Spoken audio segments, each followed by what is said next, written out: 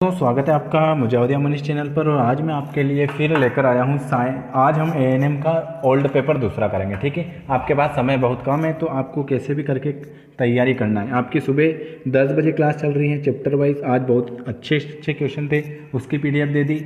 2 बार ANM के old paper करा दी, उसकी भी पीडीएफ मिल गई। सभी की पीडीएफ के लिए आप मुझे मैसेज कर सकते हैं। आपको सभी की पीडीएफ अभी और शेयर कर दूंगा। जिसको नहीं मिली है वो मुझे मैसेज कर सकते हैं। ठीक है, इस नंबर पर मैसेज कर देना, है ना। एएनएम की पीडीएफ मिल जाएगी आपको ओल्ड पेपर की इस नंबर पर। आज सभी को पीडीएफ मिल गई है, जिसको नहीं मिली वो बता सकता है एक बार। ठीक है, वीडियो अच्छा लगे तो सब्सक्राइब कर लेना, लाइक कर देना और शेयर कर देना। आज हम करेंगे यहाँ पर 100 क्वेश्चन। टाइम बहुत कम है, इसलिए लाइव क्लास का टाइम शेड्यूल आपका जम नहीं पा रहा है, तो आपके लिए हम रिकॉर्डेड क्लास आपको अवेलेबल करा रहे हैं। ठीक है, तो जो नए आदमी जुड़ते हैं वो चैनल को सब्सक्राइब जरूर करें। ठीक है, एएनएम वाले के लिए 50 नंबर का जीके आता है प्लस 100 नंबर की साइंस आती है। तो आज हम इस 23 जनवरी 2016 को जो पेपर हुआ था, इसमें आज हम अपन साइंस करेंगे, फिर अगले वीडियो में होगा तो आपका जीके करेंगे। पहला क्वेश्चन आपके सामने ये लो, किस टाइप से क्वेश्चन आते हैं। और आपकी 11 से 12 डेली क्लास चल रही है रात को। ठीक है, तो आपका ये पहला क्वेश्चन आ गया होगा इस पर सॉरी, ये साइंस का पहला क्वेश्चन। भूतुल्यकालीन कक्षा में एक परिक्रमण को पूरा करने में उपग्रह को कितना समय लगता है? 12 घंटे, 18 घंटे, 24 घंटे या 36 घंटे? तो आपने लगा दिया हो इसका सही आंसर कि एक तुल्यकालीन कक्षा में एक परिक्रमण को पूरा करने में एक उपग्रह को लगते हैं 24 घंटे। कितने? 24 घंटे लगते हैं मेरे प्यारे साथियों। अगला क्वेश्चन आपके सामने दूसरा, आस्टीन का ऊर्जा द्रव्यमान का समीकरण किसके तुल्य है? देखो, साइंस के ओल्ड क्वेश्चन करने से आपको ये आइडिया हो जाएगा कि किस टाइप से आपके क्वेश्चन पूछ रहा है। आस्टीन का ऊर्जा और द्रव्यमान का समीकरण किसके तुल्य है? तो ये है आपके E बराबर mc2 के। किसके बराबर है? E बराबर mc2 के। अगला, रूस द्वारा प्रमोचन किया गया प्रथम उपग्रह कौन सा था? जो रूस के द्वारा जो प्रमोचन किया गया था वो प्रथम उपग्रह कौन सा था? 4 ऑप्शन आपके सामने, कौन सा था? स्पुतनिक, वोस्टक, सोयूज या अपोलो? तो आपके रूस के द्वारा जो प्रमोचन किया गया था प्रथम उपग्रह था स्पुतनिक। कौन सा था? स्पुतनिक, ऑप्शन नंबर ए।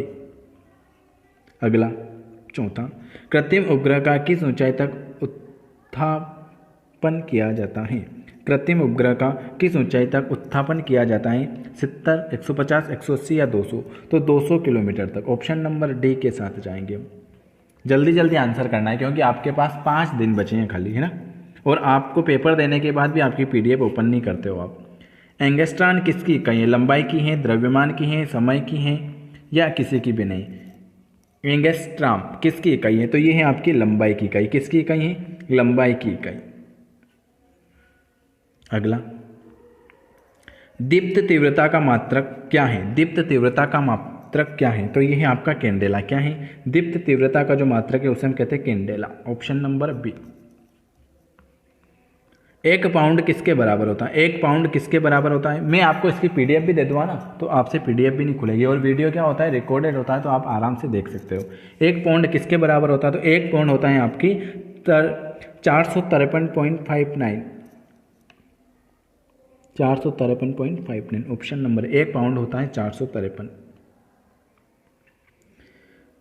1 प्रकाश वर्ष किसके बराबर होता है? 1 प्रकाश वर्ष किसके बराबर होता है? तो 1 प्रकाश वर्ष होता है 9.46 गुणित 10-15 मीटर के बराबर। ऑप्शन नंबर है 1 प्रकाश वर्ष।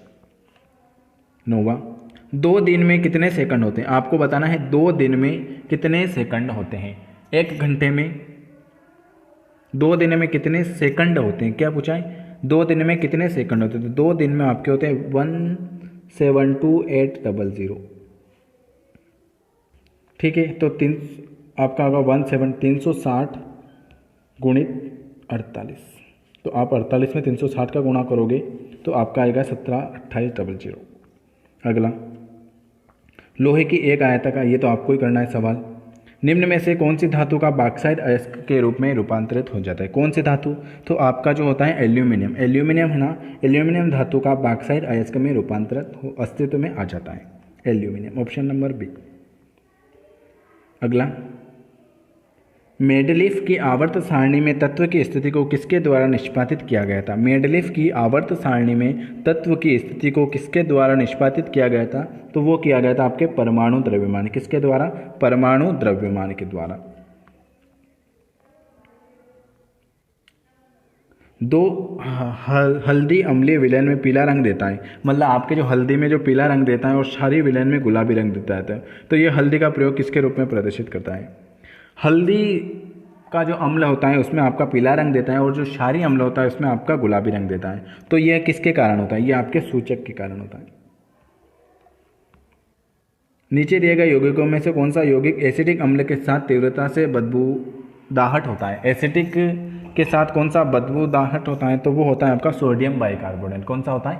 Sodium bicarbonate, NaCHO3। Sodium bicarbonate का रासायनिक सूत्र है NaCHO3। ये भी पूछ लेता है, ये भी बता देना है। अगला ये रहने दो, जो खास है वो पढ़ेंगे पर। निम्न में से कौन सा अधातु है, कौन सा द्रव्य अधातु है? पारा, आयोडीन, ब्रोमीन, गैलीनियम। कौन सा आपका एक द्रव्य अधातु है? तो आपका कौन सा है? वो है आपका ब्रोमीन।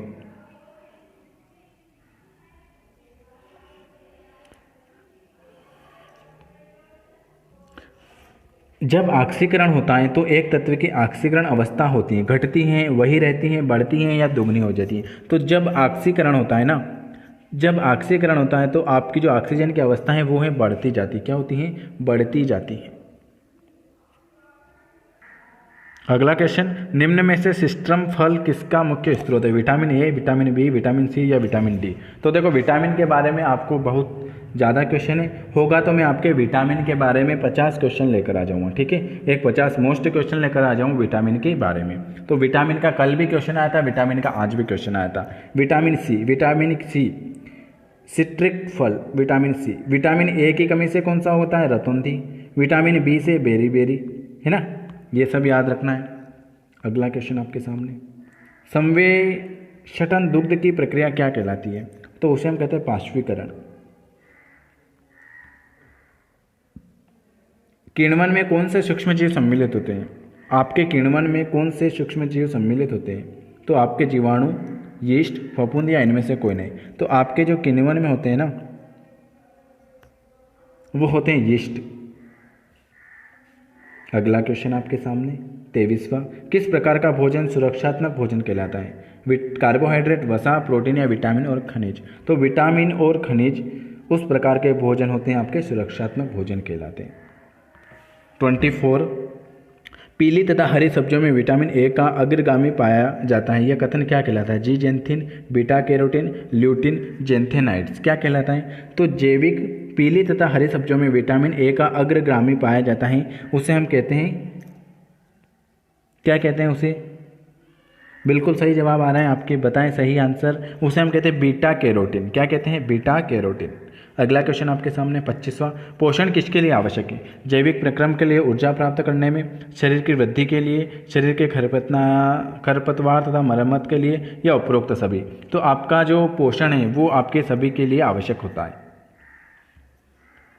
26वां क्वेश्चन, निम्नलिखित में से कौन सा खनिज शरीर के लिए आवश्यक नहीं है?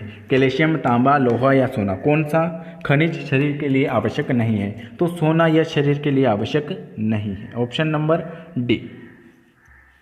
27वां क्वेश्चन, निम्नलिखित में से कौन सा संरक्षण कृत्रिम है? संरक्षण कृत्रिम कौन सा है? तो आपका है बेंजाइन अम्ल, ये एक आपका संरक्षक कृत्रिम है। Option number D.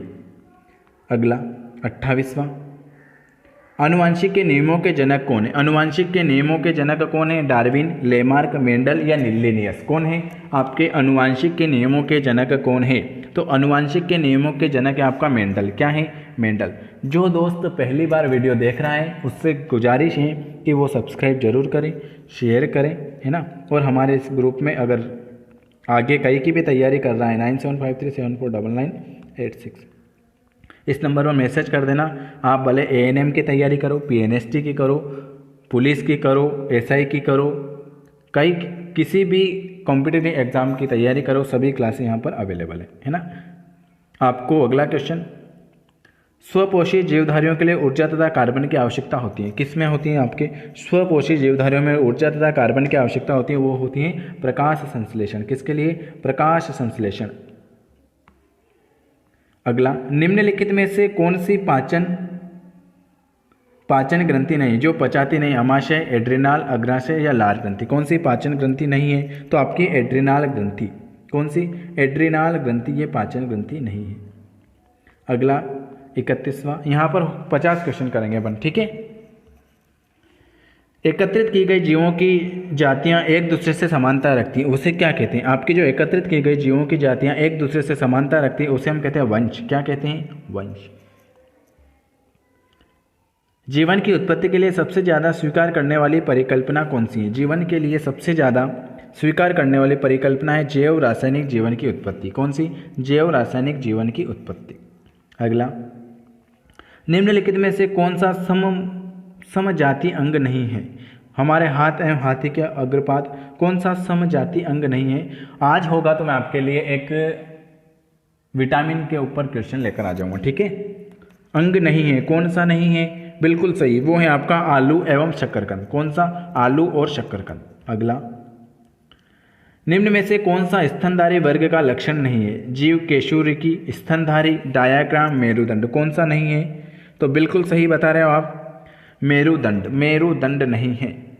अगला, निम्न में से कौन सी विशेषता फाइलम काइट्रा के लिए गलत है? फाइलम काइट्रा के लिए कौन सी गलत है? तो वो है आपकी पाचक तंत्र, पाचन तंत्र। अगला क्वेश्चन आपके सामने, जब अचानक बस चलती है तब बस में बैठा हुआ व्यक्ति पीछे की ओर गिरता है, इसका क्या कारण है? बस चलती है एकदम और पीछे की ओर आदमी गिरता है, तो इसका क्या कारण है? किस कारण वो पीछे होता है? वो होता है आपके किसके कारण? स्थिर आघूर्ण के कारण। स्थिर आघूर्ण के कारण। ऑप्शन नंबर ए। क्रिया और प्रतिक्रिया क्या है? हमेशा बराबर और विपरीत होते हैं, हमेशा आसान और विपरीत होती है, हमेशा बराबर और समान दिशा में होती है, या हमेशा बराबर होती है? तो आपकी जो क्रिया और प्रतिक्रिया होती है हमेशा बराबर और विपरीत होती है, हमेशा बराबर और विपरीत होती है। बंदूक का प्रतिक्षेपण किसका उदाहरण है? बंदूक का प्रतिक्षेपण किसका उदाहरण है? ये भी आया था कल, एक कल भी क्वेश्चन आया था। बिल्कुल सही, न्यूटन के गति का तीसरा नियम। बहुबंदूक का प्रतिक्षेपण किसका उदाहरण है? न्यूटन के गति का तीसरा नियम। एक पंचरक्षक का कार्य किस पर आधारित होता है? पंचरक्षक का कार्य किस पर आधारित होता है? स्थिर आघूर्ण पर, गति के आघूर्ण पर, दिशा के आघूर्ण पर, या रेखिक संवेग पर? पंचरक्षक का कार्य किस पर आधारित होता है? बिल्कुल सही जवाब है आपका, पंचरक्षक का कार्य होता है दिशा आघूर्ण पर। किस पर? दिशा आघूर्ण पर। 41वां, रस्सा कसी में जीतने वाली टीम किसके द्वारा किया गया कार्य है? धनात्मक होता है, ऋणात्मक होता है, शून्य होता है, या अपरिभाषित होता है? तो रस्सा कसी में जीतने वाली टीम के द्वारा किया गया कार्य वो होता है आपका धनात्मक।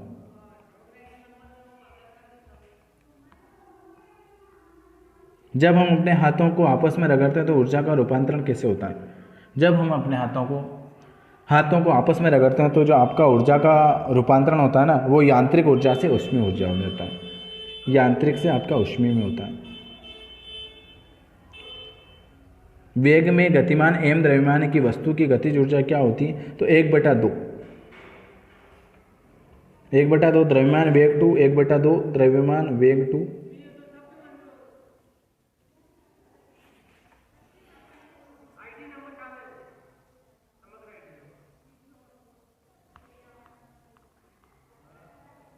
अगला क्वेश्चन आपके सामने कि यदि किसी वस्तु की चाल आधी की जाए तो इसकी गति ऊर्जा क्या होगी? अगर आप किसी वस्तु की चाल आधी कर दे हो तो इसकी गतिज ऊर्जा क्या होती है? तो इसकी गतिज ऊर्जा होती है आपकी क्या होती है? एक आधी हो जाती है। जब आप किसी की चाल आधी की जाती है तो इसकी गतिज ऊर्जा आधी हो जाती है। 46 रहने दो, 46 47, जब एक वस्तु में ऊष्मा उत्पन्न होती है तब अधिकतम उत्थान किसमें होगा? जब एक वस्तु की ऊष्मा उत्पन्न होती है तो सबसे ज़्यादा आपके आयतन पर पड़ेगा। 47 48 क्वेश्चन 49 क्वेश्चन, निम्न में से कौन सा गणितीय संबंध गलत है? ये तो आपको गणित में ध्यान। 50वां आखिरी क्वेश्चन आज का, जब किसी वस्तु का ऊष्मा दी जाए तब उसमें के तापमान डिग्री सेल्सियस का उत्थान होता है वो ऊष्मा होती है। कौन सी ऊष्मा होती है? बिल्कुल सही जवाब है आपका, वाह, ऊष्माधारिता। ये मैंने आज आपको कितने 10 मिनट में आपको 50 क्वेश्चन करा दिए, ठीक है। वीडियो आपको अच्छा लगे तो लाइक कर सकते हैं, सब्सक्राइब कर सकते हैं और हमारे ग्रुप में ऐड हो सकते हैं, ठीक है। कहीं की भी तैयारी कर रहे हो उसके लिए आपको, क्योंकि अभी आपकी मैं लाइव क्लास लेता हूँ, तो सुबह 10 बजे क्लास चलती है आपकी और एक रात को 11 बजे। दिन में आप सभी के किसी के कॉलेज हैं, किसी के क्या हैं, तो उसमें आप लाइव नहीं आ पाते हो, तो इसलिए आपको रिकॉर्डेड वीडियो मिल रहे हैं, ठीक है। वीडियो अच्छा लगे तो लाइक, कमेंट और शेयर जरूर करें, ठीक है। ओके, नमस्कार दोस्तों, स्वागत है आपका मुजावदिया मनीष चैनल पर। आज हम आपकी क्लास स्टार्ट करने वाले हैं जिसमें आपके रहेंगे 30 से 40 क्वेश्चन। तो शुरुआत करते हैं पहले क्वेश्चन की ओर। पहला क्वेश्चन आपके सामने लिखा हुआ है कि सरल आवर्त दोलक की कुल ऊर्जा किसके अनुपातिक होगी। अगर सभी लाइव आ चुके हैं तो एक बार थोड़ा सा यस लिख देना। सभी का वेरी वेरी गुड इवनिंग। पहले क्वेश्चन का पूछा हुआ है कि सरल आवर्त दोलक की कुल ऊर्जा किसके अनुपातिक होगी। उसके वेग के, उसके विस्थापन के वर्गमूल के, उसके आयाम के वर्ग के, या उसके आयाम के। तो आप सभी का बिल्कुल सही जवाब आया है कि सरल आवर्त दोलक की कुल ऊर्जा जो होगी उसके, बिल्कुल सही, उसके आयाम के वर्ग के बराबर हो जाएगी। बिल्कुल आपका सही आंसर हो जाएगा। अगला क्वेश्चन लिखा हुआ है कि यदि एक सूक्ष्मदर्शी में वस्तु को रोशन करने के लिए लाल प्रकाश को नीले प्रकाश से प्रतिस्थापित कर दिया जाता है तो सूक्ष्मदर्शी की विभेदित क्षमता जो होती है वो क्या बढ़ जाएगी, कम हो जाएगी, अपरिवर्तित रहेगी या आधी हो जाएगी। बताएं। दूसरे नंबर का क्वेश्चन।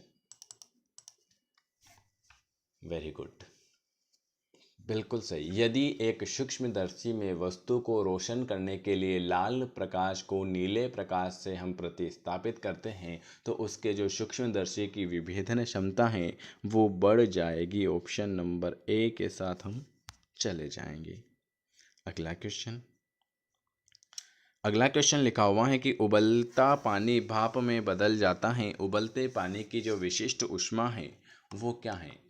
जो उबलता पानी है वो क्या हो जाता है, वो भाप में बदल जाता है। तो उबलते पानी की विशिष्ट ऊष्मा जो होगी वो शून्य हो जाएगी, एक से कम होगी, अनंत होगी या एक ही रहेगी।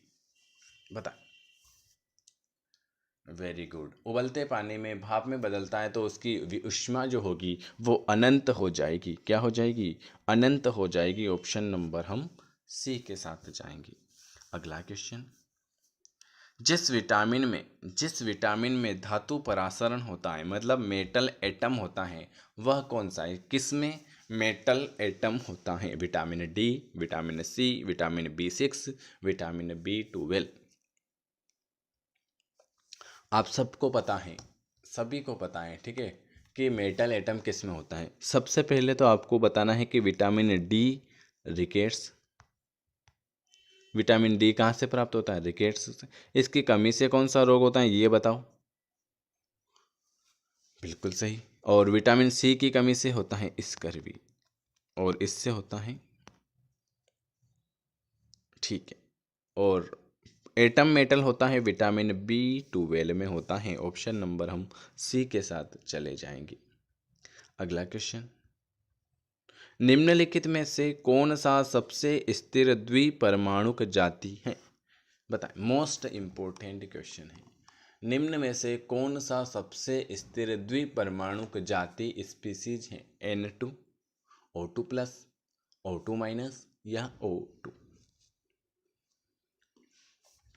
बिल्कुल सही जवाब है। कौन सा सबसे स्थिर द्विपरमाणुक जाति है, तो वो हो जाएगा आपका N2। क्या हो जाएगा, बस खाली N2 हो जाएगा। ऑप्शन नंबर हम ए के साथ चले जाएंगे। अगला क्वेश्चन पूछा हुआ है आपके मोबाइल के स्क्रीन पर। निम्न में से कौन सा जलीय विलयन प्रकृति में क्षारीय होगा। Very very most important question है।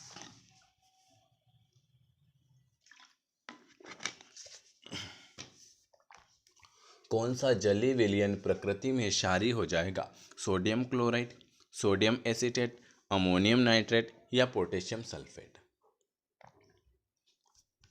वाह यार, सभी का बिल्कुल सही जवाब आया है। निम्न में से कौन सा जलीय विलयन प्रकृति में क्षारीय हो जाएगा? तो आप सभी को पता है सर, सोडियम एसीटेट होगा, सोडियम एसीटेट हो जाएगा। ऑप्शन नंबर हम सी के साथ नहीं, बी के साथ जाएंगे। इसके साथ बी के साथ चले जाएंगे, सोडियम एसीटेट हो जाएगा। अगला क्वेश्चन, प्रोटीन संश्लेषण में पॉलीपेप्टाइड श्रृंखला निर्माण किसके द्वारा शुरू किया जाता है? क्या क्वेश्चन पूछा हुआ है? प्रोटीन संश्लेषण में पॉलीपेप्टाइड श्रृंखला किसके द्वारा शुरू किया जाता है? एस्पार्टिक अम्ल के द्वारा, ग्लूटाकिक अम्ल के द्वारा, एलानिन के द्वारा या मेथिओनिन के द्वारा? प्रोटीन संश्लेषण में पॉलीपेप्टाइड श्रृंखला निर्माण किसके द्वारा शुरू किया जाता है? बताएं। वाह यार, बिल्कुल सही, वो किया जाता है मेथिओनिन के द्वारा। किसके द्वारा? मेथिओनिन के द्वारा आपका शुरू किया जाता है। अगला क्वेश्चन, पौधे की दीप्तकाल प्रतिक्रिया किसके द्वारा देखी जाती है? पौधे की दीप्तकाल प्रतिक्रिया किसके द्वारा देखी जाती है? बताएं। वाह यार, फूलों की कलियां, पत्तियां, पुष्प या विभिजोतक? वाह यार, बिल्कुल आपका सही जवाब आया है।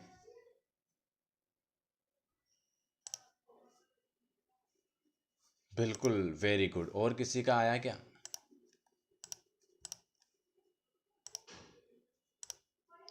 पौधों की दीप्तकाल प्रतिक्रिया जो देखी जाती है ना, वो आप सभी को पता है, वो पत्तियों के द्वारा देखी जाती है। किसके द्वारा? पत्तियों के द्वारा देखी जाती हैं। ऑप्शन नंबर हम बी के साथ चले जाएंगे। अगला क्वेश्चन, डीएनए की प्रतिकृति निम्न में से जो होती है, और डीएनए का फुल फॉर्म आपको बताना है। एस अवस्था, G1 अवस्था, G2 अवस्था या एम अवस्था? बता।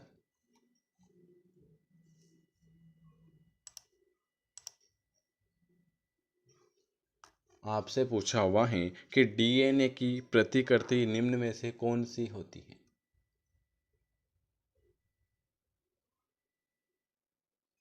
वाह यार, बिल्कुल गलत आंसर नहीं आना चाहिए आपका। एस अवस्था होती है, एस प्र अवस्था होती है डीएनए की प्रतिकृति। Very good. डीएनए का फुल फॉर्म तो आप सभी को पता है, डीएनए और आरएनए का। ठीक है, वेरी गुड। अगला क्वेश्चन, सरल आवर्त गति के लिए गति का समीकरण जो हो जाएगा वो क्या हो जाएगा? सरल आवर्त गति के लिए गति का जो समीकरण हो जाएगा वो क्या हो जाएगा?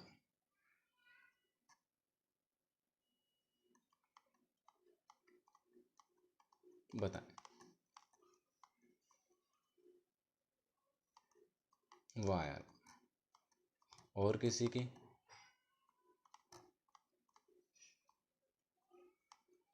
बिल्कुल आपका सही जवाब आया हुआ है। मोस्ट इम्पोर्टेंट क्वेश्चन, बिल्कुल सही। और किसी के कुछ आया क्या? नहीं। बताएं बताएं बताएं, आराम से बताएं। ए भी आ रहा है, बी भी आ रहा है, सी भी आ रहा है, डी भी आ रहा है। सरल आवर्त गति के लिए गति का जो समीकरण हो जाएगा, ऑप्शन आ जाएगा आपका कौन सा? ना तो ए आएगा, बी आएगा, आपका बी वाला आएगा। बिल्कुल सही, d2y बटा dt2 बी वाला आ जाएगा। विमी सूत्र, मोस्ट इंपोर्टेंट क्वेश्चन। विमी सूत्र ml-1 t-2 निम्न में से किसको दर्शाता है?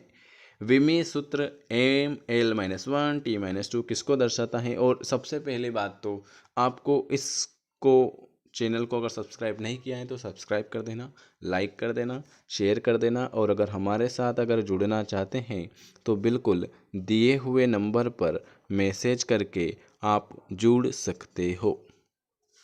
ठीक है, इस नंबर पर आप मैसेज कर देना, हम आपको ग्रुप में ऐड कर देंगे।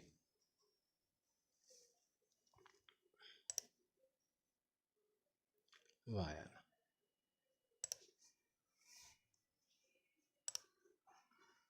और किसी के आया क्या? बिल्कुल सही, शक्ति का हो जाएगा। ये बिल्कुल सही जवाब है आप सभी का, शक्ति का हो जाएगा। अगला क्वेश्चन, प्रोथेलेन एक स्वतंत्र युग्मक भिन्न है जो किसमें देखा जाता है? क्या क्वेश्चन है? प्रोथेलन एक स्वतंत्र युग्मक भिन्न है जो देखा जाता है थेलोफाइट्स में, ब्रायोफाइट्स में, टेरिटोफाइट्स में या आवृत बीज में?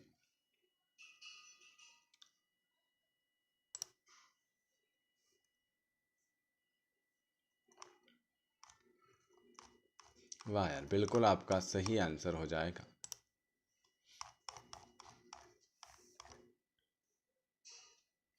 और किसी के आया क्या? बिल्कुल सही जवाब है।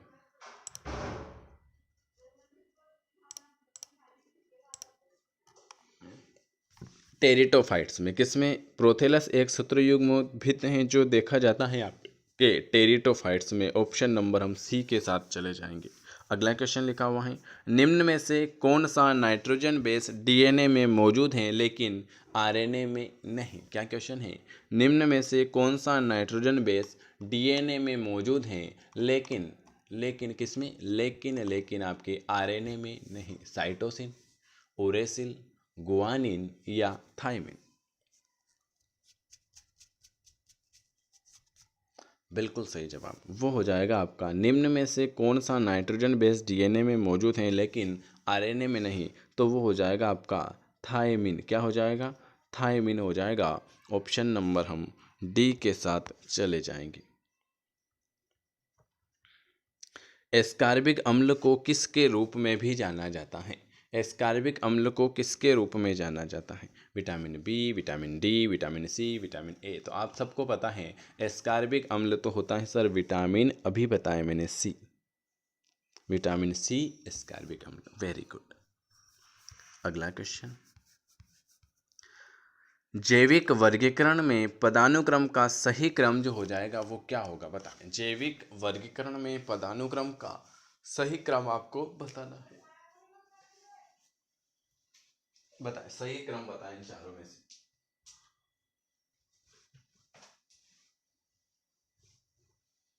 वेरी गुड, बिल्कुल सही जवाब। और किसी का?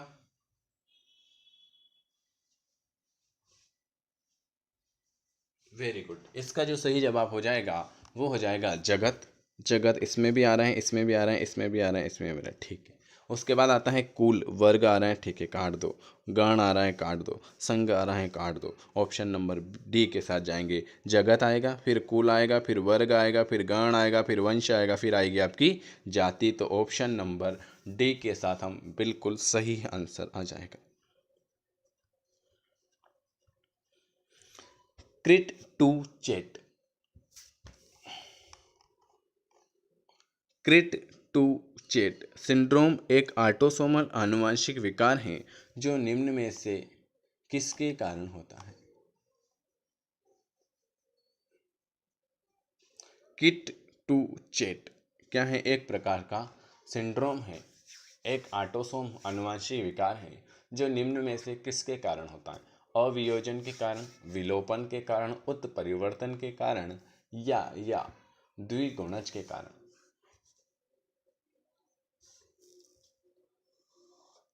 वाह यार, बिल्कुल आपका सही। किट टू चेट जो है ये होता है आपके विलोपन के कारण होता है, बी वाला। अगला क्वेश्चन, ग्लियस कोशिकाएं में सबसे प्रचुर कोशिकाएं जो होती हैं, ग्लियस कोशिकाओं में सबसे प्रचुर कोशिकाएं जो होती हैं वो फेफड़े होती हैं, गुर्दे होते हैं, पित्ताशय होते हैं या तंत्रिका तंत्र होता है? ग्लियस कोशिकाओं में सबसे प्रचुर मात्रा में कौन सी होती है? तो वो होता है आपका बिल्कुल सही, ग्लियस कोशिकाओं में सबसे प्रचुर मात्रा में जो कोशिकाएं होती हैं वो होती हैं आपकी तंत्रिका तंत्र होता है। क्या होता है? नर्वस सिस्टम होता है। ऑप्शन नंबर डी के साथ हम चले जाएंगे। किसके साथ? डी के साथ। अगला क्वेश्चन, एक्सरे की भेदक या तीक्ष्ण शक्ति किसकी वृद्धि के साथ बढ़ती है? क्वेश्चन पूछा हुआ है कि एक्सरे की भेदन या तीक्ष्ण शक्ति किसकी वृद्धि के साथ बढ़ती है? तरंगदैर्घ्य, तीव्रता, आवृत्ति या उसके वेग के कारण? बता। तरंग एक्सरे की भेदक या तीक्ष्ण क्षमता किसकी वृद्धि के एक साथ बढ़ती है? तो आप सभी को पता है आवृत्ति। किसकी? आवृत्ति की वृद्धि के साथ क्या हो जाती है? बढ़ जाती है। अगला क्वेश्चन, निम्नलिखित में से कौन सा युग्म लुईस एसिड है? लुईस एसिड कौन सा है बताएं। लुईस एसिड आपको बताना है NH4 plus BCl3, BCl3 FeCl3, AiCl3 H2CO3 या HCl HNO3। कौन सा युग्म लुईस एसिड है? लुईस एसिड बताना है कौन सा है। आप सभी को बताएं लुईस एसिड जो हो जाएगा वो हो जाएगा आपका BCl3 FeCl3। ऑप्शन नंबर हम बी वाले के साथ चले जाएंगे। BCl3 FeCl3 option number B के साथ हम चले जाएंगे। अगला क्वेश्चन, निम्नलिखित में से कौन सा सबसे मजबूत अम्ल है? सबसे आपको मजबूत अम्ल बताना है। CH3COOH, BrCH2COOH, FCH2COOH या CiCH2COOH। आपसे पूछा हुआ है कौन सा सबसे मजबूत अम्ल है।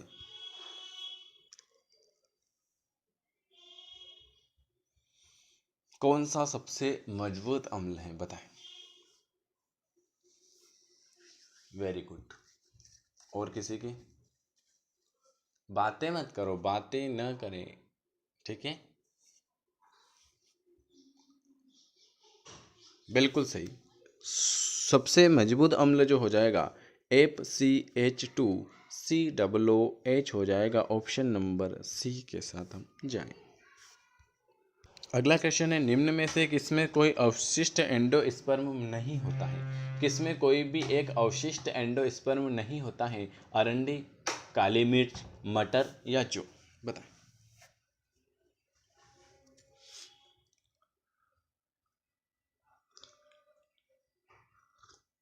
वाह यार, बिल्कुल सही जवाब। मटर में एक अवशिष्ट एंडोस्पर्म नहीं होता।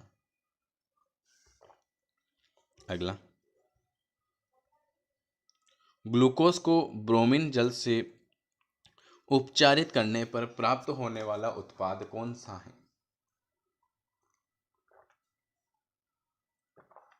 ग्लूकोज को ब्रोमीन जल से उपचारित करने पर प्राप्त होने वाला उत्पाद सैकरिक अम्ल, सार्बिटाल, ग्लूकोनिन अम्ल या मेटिनॉल? Very good. ग्लूकोज को ब्रोमीन जल से उपचारित करने पर जो प्राप्त उत्पाद होता है ना, वो होता है आपका ग्लूकोमिन अम्ल। कौन सा होता है? ग्लूकोमिन अम्ल होता है। Option number C. अगला क्वेश्चन, कोशिका विभाजन में वह चरण कोशिका विभाजन में वह चरण जिसमें जीवन अवस्था, एस अवस्था और G2 अवस्था शामिल है वो कौन सा है? क्या क्वेश्चन है? क्वेश्चन पूछा हुआ है कि कोशिका विभाजन में वह चरण जिसमें होती है जीवन अवस्था, एस अवस्था और G2 अवस्था शामिल है, उसमें आपका मेटाफेज है, पूर्व अवस्था है, एनाफेज है या इंटरफेज है? Very very good. उसमें आपका आ जाएगा इंटरफेज। क्या आ जाएगा? इंटरफेज। कोशिका विभाजन में वह चरण जिसमें जीवन अवस्था, एस अवस्था, G2 अवस्था शामिल है, उसमें हो जाएगा इंटरफेज हो जाएगा। अगला क्वेश्चन, द्विपद नाम पद्धति की प्रणाली किसके द्वारा दी गई? क्वेश्चन है, द्विपद नाम पद्धति की प्रणाली किसके द्वारा दी गई थी? कार्ल लिनियस के द्वारा, स्ट्रेकलैंड के द्वारा, हेक्सले के द्वारा या चार्ल्स डार्विन के द्वारा? द्विपद नाम पद्धति की प्रणाली किसके द्वारा दी गई थी? Very good. द्विपद नाम पद्धति की जो प्रणाली है वो आप सभी को पता है, वो दी गई थी आपकी कार्ल लिनियस के द्वारा। किसके द्वारा? कार्ल लिनियस के द्वारा द्विपद नाम पद्धति की प्रणाली दी गई थी, कार्ल लिनियस के द्वारा। अगला क्वेश्चन, अगर वीडियो अच्छा लगता है तो आपको लाइक करना है, शेयर करना है, सब्सक्राइब करना है, और इसके अलावा 200 रुपये वाली PDF लेना है तो ले लेना, जिसमें आपके 11,000 ऑब्जेक्ट क्वेश्चन है। क्या है? 11,000 ऑब्जेक्ट क्वेश्चन है। क्या क्या है उसमें वो भी बता देता हूँ। पहला आपको मिलेगा 2007 से 2019 तक के PNST के जितने भी ओल्ड पेपर हैं उसके सॉल्यूशन सहित PDF। दूसरा आपको मिलेगा जो आपके एग्ज़ाम में पूछे जा सकते हैं, उस हिसाब से 5 मॉडल टेस्ट पेपर बना रखे सारे सब्जेक्ट के। उसके बाद 500 क्वेश्चन एक बना रखे हैं बायोलॉजी की। उसके बाद 1500 क्वेश्चन एक बना रखे सारे सब्जेक्ट के, physics, chemistry, botany, zoology, English. उसके बाद आपके फिजिक्स के, केमिस्ट्री के, बॉटनी के, जूलॉजी के अलग एक बुक के सारे क्वेश्चन हैं। उसके बाद 11वीं 12वीं की NCERT बुक है। इतना सारा सिलेबस आपको मिलेगा मात्र 200 रुपये में। इसके लिए आप किसी भी नंबर पर गूगल पे, फ़ोनपे, पेटीएम किसी से भी पेमेंट करके उसका स्क्रीनशॉट भेज सकते हैं। और डेमो देखना है या हमारे फ्री ग्रुप में ऐड होना है तो यही नंबर है। कोई भी समस्या है, कुछ भी पूछना है तो आप पूछ सकते हैं। चलिए अगला क्वेश्चन, गैट्रिक्स ग्रंथियां में पेट्रिक सेल स्त्रावित करती हैं। गैट्रिक्स ग्रंथियों में पेप्टिक सेल स्त्रावित करती हैं अंतःस्थक घटक को, बलगम या कफ को, HCI को या पेप्सिनोजेन को।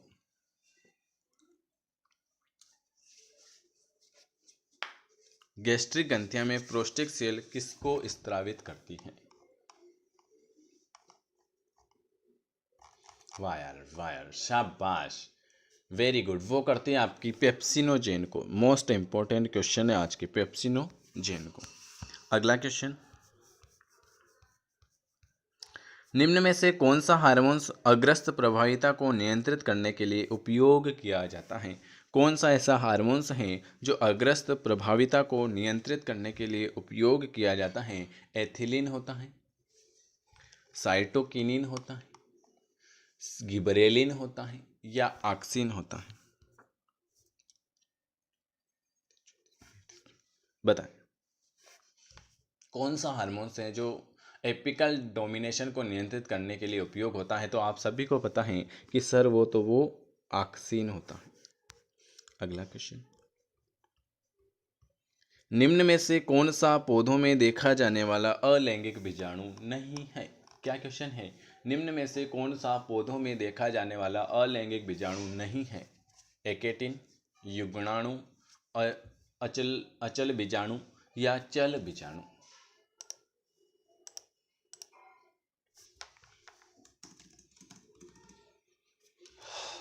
वाह यार, बिल्कुल आपके सही जवाब आ रहे।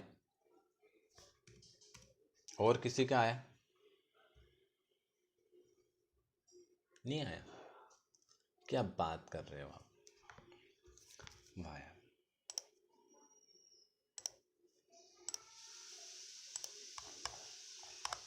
वाह यार, बिल्कुल आपका सही आंसर आया होगा ऑप्शन नंबर युग्माणु, बी वाला। चलिए अगले क्वेश्चन पर मूव कर लेते हैं। नाइट्रोजन स्थिरीकरण के बाद उत्पादित होने वाला पहला स्थिर यौगिक कौन सा था? क्या क्वेश्चन है? नाइट्रोजन स्थिरीकरण के बाद उत्पादित होने वाला पहला स्थिर यौगिक कौन सा है? बताएं।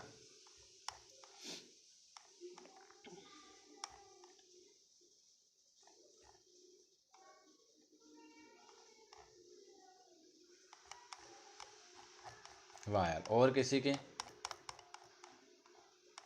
30 से क्वेश्चन हो गए, 30 से 35 क्वेश्चन। वेरी गुड, वो है आपका अमोनिया। क्या है? नाइट्रोजन स्थिरीकरण के बाद उत्पादित होने वाला जो पहला स्थिर यौगिक है वो है आपका क्या? अमोनिया। अगला क्वेश्चन, क्रोमेटिक की रासायनिक संरचना, क्रोमेटिक की रासायनिक संरचना जो है केवल DNA, हिस्टोन और गैर हिस्टोन है? केवल डीएनए, हिस्टोन और गैर हिस्टोन और आरएनए है, केवल डीएनए है और डीएनए और आरएनए। सबसे पहले तो आपको डीएनए का फुल फॉर्म और आरएनए का फुल फॉर्म कहीं पर भी दिखे एक बार तो आपको याद कर लेना है। ओके, चलिए बताएं। डीएनए आरएनए का तो मैंने आपको बोल बोल के याद करा दिया है, इसका फुल फॉर्म तो।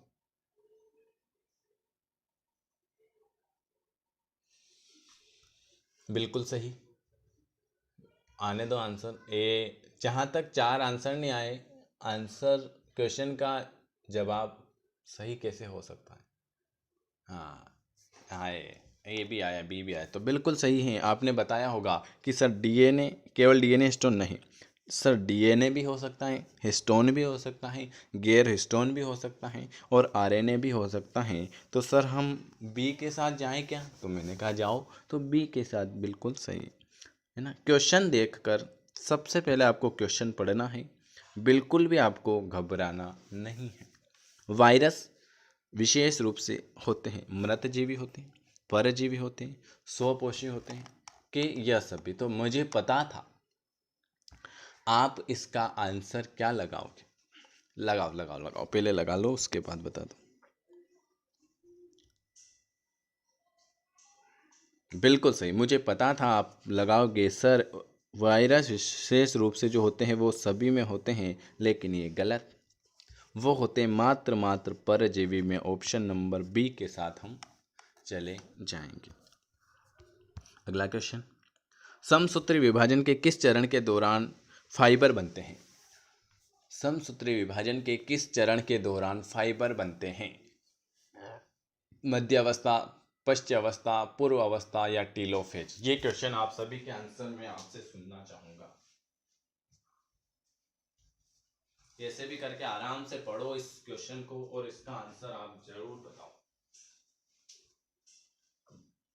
आप सभी से मैं इसका आंसर सुनना चाहूंगा। ए भी आ रहा है, बी भी आ रहा है, सी भी आ रहा है, सब तरह के आंसर आना चाहिए, पर सही आंसर आना चाहिए। ठीक है, गलत आंसर नहीं आना चाहिए। वेरी गुड, बिल्कुल सही जवाब है। ये होता है मेटाफेज, मध्य अवस्था। समसूत्री विभाजन के किस चरण के दौरान स्पिंडल तंतु फाइबर बनते हैं? तो वो मेटाफेज आएगा। अगला क्वेश्चन है कि नहीं, खत्म? नहीं।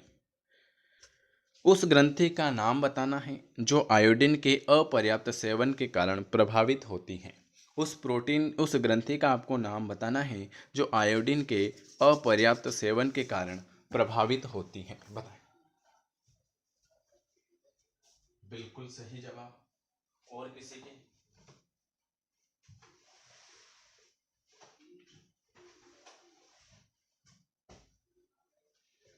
और किसी के आया क्या कुछ? आने दो आने दो आने दो, आराम से आने दो, पर क्वेश्चन का सही जवाब आने दो।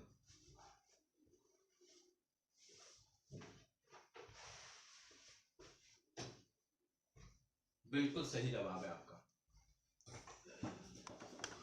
बिल्कुल सही, very good. Thyroid out to.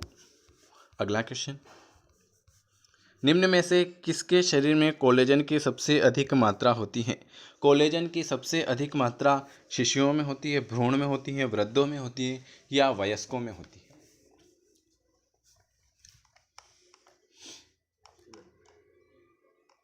किसमें शरीर में कोलेजन की सबसे ज़्यादा मात्रा वयस्क में होती है? किसमें? वयस्क में होती है। ये आज मैंने आपको कितने क्वेश्चन करा दिए हैं? ये मैंने आज आपको 50 क्वेश्चन करा दिए हैं। और आपको ये बताना है कि आपके कितने सही हुए हैं और आपको वीडियो कैसा लगा। ठीक है, अब हम मिलेंगे आपसे कल सुबह 9 बजे। वीडियो देखने के लिए आप सभी प्यारे भाइयों बहनों का बहुत बहुत धन्यवाद। वीडियो अच्छा लगे तो लाइक शेयर सब्सक्राइब कर सकते हैं और हमसे जुड़ना चाहें तो बिल्कुल दिए हुए नंबर पर मैसेज कर सकते हैं। ओके, चलिए, वीडियो देखने के लिए आप सभी का बहुत बहुत धन्यवाद। ये इस नंबर में फिर बता देता हूँ, 9753749986 है ना, 86 97 53 74 99 86। वीडियो देखने के लिए आप सभी महानुभावों का बहुत बहुत धन्यवाद। नमस्कार साथियों, स्वागत है आपका मुजावदिया मनीष चैनल पर। और जिसने चैनल को अगर सब्सक्राइब नहीं किया है तो वो चैनल सब्सक्राइब कर लीजिएगा, बेल आइकॉन प्रेस कर लीजिएगा, ठीक है। आज मैं आपके लिए फिर एएनएम वालों के लिए 30 क्वेश्चन लेकर आया हूँ, है ना। जो मैंने कल आपको सुबह भी बना दिया था, करंट अफेयर से भी बता दिया था, है ना। उससे पहले जो कल जो दिन में जो क्लास वो हुई थी आपकी, जो दिन में एग्ज़ाम हुई थी, उसमें से जो मैंने आपको एसआई मात्रक बताए थे, है ना, और नदियों से क्वेश्चन बताए थे, है ना, उसमें से 7 से 8 नंबर के क्वेश्चन आए थे, ठीक है। तो बहुत सारों ने मैसेज भी किया था, उन सभी को भी बहुत बहुत धन्यवाद है। और जिसका आज पेपर है उसको भी बेस्ट ऑफ लक, ठीक है। अच्छे से देखे आना, कोई टेंशन नहीं, ठीक है। और वीडियो अगर पसंद आता है तो आप लाइक कर सकते हो, शेयर कर सकते हो और सब्सक्राइब कर सकते हो। और जिसका कल पेपर है 17 को, उसको भी आज से बेस्ट ऑफ लक। आज आपके जो सुबह 9 बजे अभी जो एग्ज़ाम होगी उसमें क्या क्या आया था वो भी बता देंगे रिव्यू में कि कहाँ से क्या पूछा था, है ना। उसके बाद जो दिन में होगा वो भी आपके पास बता देंगे, ठीक है। जो भी आप इसको बेल आइकन प्रेस कर लेना और चैनल को सब्सक्राइब कर लेना, इससे आपको जो भी सभी जानकारी मिल जाएगी। जो इसके अलावा जो एमपी पुलिस की तैयारी कर रहे हैं वो भी मैसेज कर देना, उसके भी आज से क्लास से चालू हो जाएगी, एमपी पुलिस एएनएम सभी के लिए, है ना। वीडियो अच्छा लगे तो लाइक कमेंट और शेयर जरूर करें। पहला क्वेश्चन आपकी स्क्रीन पर कि पर्यावरण क्या है। देखो, दो शिफ्ट, एक शिफ्ट में साइंस अच्छी आ रही, एक में ख़राब आ रही, एक में जीके अच्छा आ रहा है, एक में जीके ख़राब आ रहा है, ठीक है। तो पेपर बहुत ही टफ भी आ रहे हैं और नॉर्मल भी आ रहे हैं, तो आपको बहुत ज़्यादा तैयारी करना है, ठीक है। पहला क्वेश्चन आपके सामने, प्रकाश संश्लेषण अभिक्रिया में प्रकाश ऊर्जा का मुख्य कार्य क्या होता है। आपके जो प्रकाश संश्लेषण की जो अभिक्रिया होती हैं उसमें प्रकाश के जो ऊर्जा का मुख्य कार्य क्या होता है। पर्णहरित को सक्रिय करने में, जल के अणु को तोड़ने में, ग्लूकोज के निर्माण में, या CO2 के अपचयन में। तो आपका प्रकाश संश्लेषण अभिक्रिया में जो प्रकाश ऊर्जा का मुख्य कार्य होता है ना, वो जल के अणु को तोड़ने में। ऑप्शन नंबर बी हमारा सही जवाब हो जाएगा। अगला क्वेश्चन, यहाँ पर जल्दी जल्दी क्वेश्चन आंसर करेंगे क्योंकि टाइम बहुत कम है। क्रेब्स चक्र पूर्ण होती है, किस में होती है आपकी, 4 ऑप्शन। क्रेब्स चक्र पूर्ण होती है अंत प्रद्यपी जलिका में, हरित लवक में, गाल्जी का ये माइट्रोकांडिया में। तो आपका क्या होगा, माइट्रोकांडिया। क्रेब चक्र संपूर्ण होती है माइट्रोकांडिया। माइट्रोकांडिया को पावर हाउस भी कहा जाता है, माइट्रोकांडिया।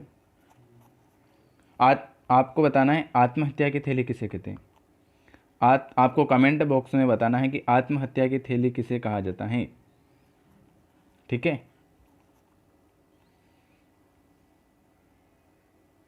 अगला क्वेश्चन आपके सामने, पृष्ठधारी पर्ण में वाष्पोत्सर्जन दर होती है। पृष्ठधारी पर्ण में वाष्पोत्सर्जन दर होती है, ऊपरी सतह पर अधिक, निचली सतह पर अधिक, दोनों सतह पर समान, या उक्त में से कोई नहीं। तो पृष्ठधारी पर्ण में वाष्पोत्सर्जन होती है आपकी निचली सतह पर अधिक। कहाँ पर, निचली सतह पर अधिक होती है। अगला क्वेश्चन आपके सामने, वृक्क की निस्पंद इकाई क्या है। मूत्र नलिका, ग्लोमेरुलर मूत्र मार्ग, या संग्रह नलिका। वृक्क की निस्पंद इकाई कौन सी है, तो वो है आपके ग्लोमेरुलस। क्या है, ग्लोमेरुलस। अगला क्वेश्चन आपके सामने, कपाल तंत्रिका की संख्या कितनी होती है। आपको बताना है कपाल तंत्रिका की संख्या कितनी होती है, 36, 24, 18 या 12। ये सब एग्जाम में पूछे हुए क्वेश्चन है, कुछ भी पूछ सकता है एग्जामिनर, इसका भरोसा ही नहीं है। कपाल तंत्रिका में संख्या होती है आपकी कितनी, 12। अगला क्वेश्चन, और आपको अभी इसके बाद 10 बजे फिर आना है, रिकॉर्डेड 10 बजे लाइव क्लास रहेगी।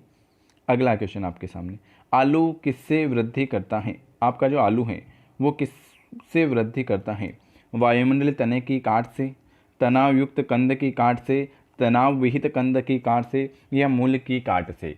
आलू किससे वृद्धि करता है, तो आलू तनाव युक्त कंद की काट से। ऑप्शन नंबर बी हमारा बिल्कुल सही आंसर हो जाएगा।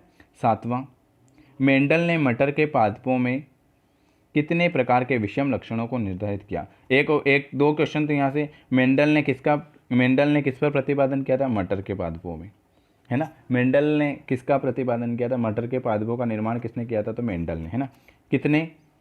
मेंडल ने मटर के पादपों में कितने प्रकार के विषम लक्षणों को निर्धारित किया, 2, 5, 7 या 9। तो मेंडल ने मटर के पादपों को कितने लक्षणों में विभाजित किया, तो 7 लक्षणों में विभाजित किया।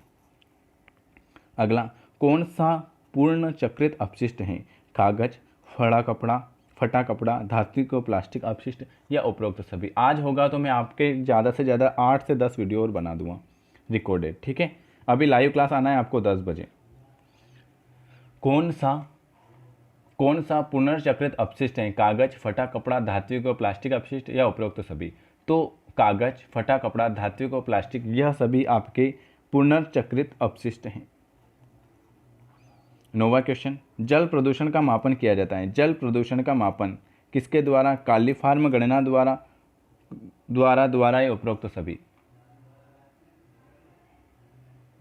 अच्छा, जल प्रदूषण का प्रयोग किया जाता है कालीफार्म गणना द्वारा, बीओडी द्वारा, पीएच द्वारा। ऑप्शन नंबर डी उपरोक्त सही जवाब हो जाएगा। जल प्रदूषण का बीओडी के द्वारा भी होता है, कालीफार्म गणना के द्वारा भी होता है, पीएच के द्वारा भी होता है। प्रोटीन संश्लेषण होता है राइबोसोम में, लाइसोसोम में, केंद्रक में या हरित लवक में। प्रोटीन संश्लेषण होता है किसमें? राइबोसोम में, लाइसोसोम में, केंद्रक में या हरित लवक में। बताएं। प्रोटीन संश्लेषण होता है आपके राइबोसोम में। किसमें? राइबोसोम में। आज होगा तो अपन ज़्यादा से ज़्यादा साइंस के क्वेश्चन भी कर लेंगे, ठीक है। जो रेडी है वो यस लिख देना एक बार। अगला, प्रेरण में आवेशों का स्थानांतरण कैसे होता है? स्पर्श करने पर, रगड़ने पर, दूरी से, या तो रगड़ने या स्पर्श करने पर। तो आपके जो प्रेरण में आवेशों का स्थानांतरण होता है ना, वो होता है आपका दूरी से। कैसे? दूरी से। अगला क्वेश्चन आपके सामने देखो, धारा का एसआई मात्रक क्या है? देखो कुछ भी आ सकता है। कल एसआई मात्रक पूछा था, धारा का एसआई मात्रक क्या है? तो धारा का एसआई मात्रक है आपका एम्पियर। क्या है? एम्पियर आपकी धारा का एसआई मात्रक है। अगला क्वेश्चन आपके सामने, इलेक्ट्रोप्लेटिंग के दौरान शुद्ध धातु निक्षेपित होती हैं किसके द्वारा? इलेक्ट्रोप्लेटिंग के दौरान शुद्ध धातु निष्पेक्षित होती हैं किसके द्वारा? कैथोड पर, एनोड पर, दोनों, या विद्युत अपघटनशील पर। तो आपका जो इलेक्ट्रोप्लेटिंग के दौरान जो शुद्ध वायु निक्षेपित होती हैं वो होती हैं आपके कैथोड पर। कहाँ पर? कैथोड पर। Option number A. 14वां क्वेश्चन आपके सामने, रहने दो, 15वां भी रहने दो, 16वां देख लेते हैं। एक विद्युत की प्रबलता कैसे बढ़ाई जाती है? एक विद्युत की प्रबलता कुंडली में घेरों की संख्या बढ़ाकर, कुंडली में प्रवाहित धारा को बढ़ाकर, कुंडली के लिए नर्म लोहे का उपयोग करके, या उपरोक्त सभी। तो एक विद्युत की जो चुंबक की जो प्रबलता बढ़ाई जाती है वो उपरोक्त सभी हो जाएगा। Option number D.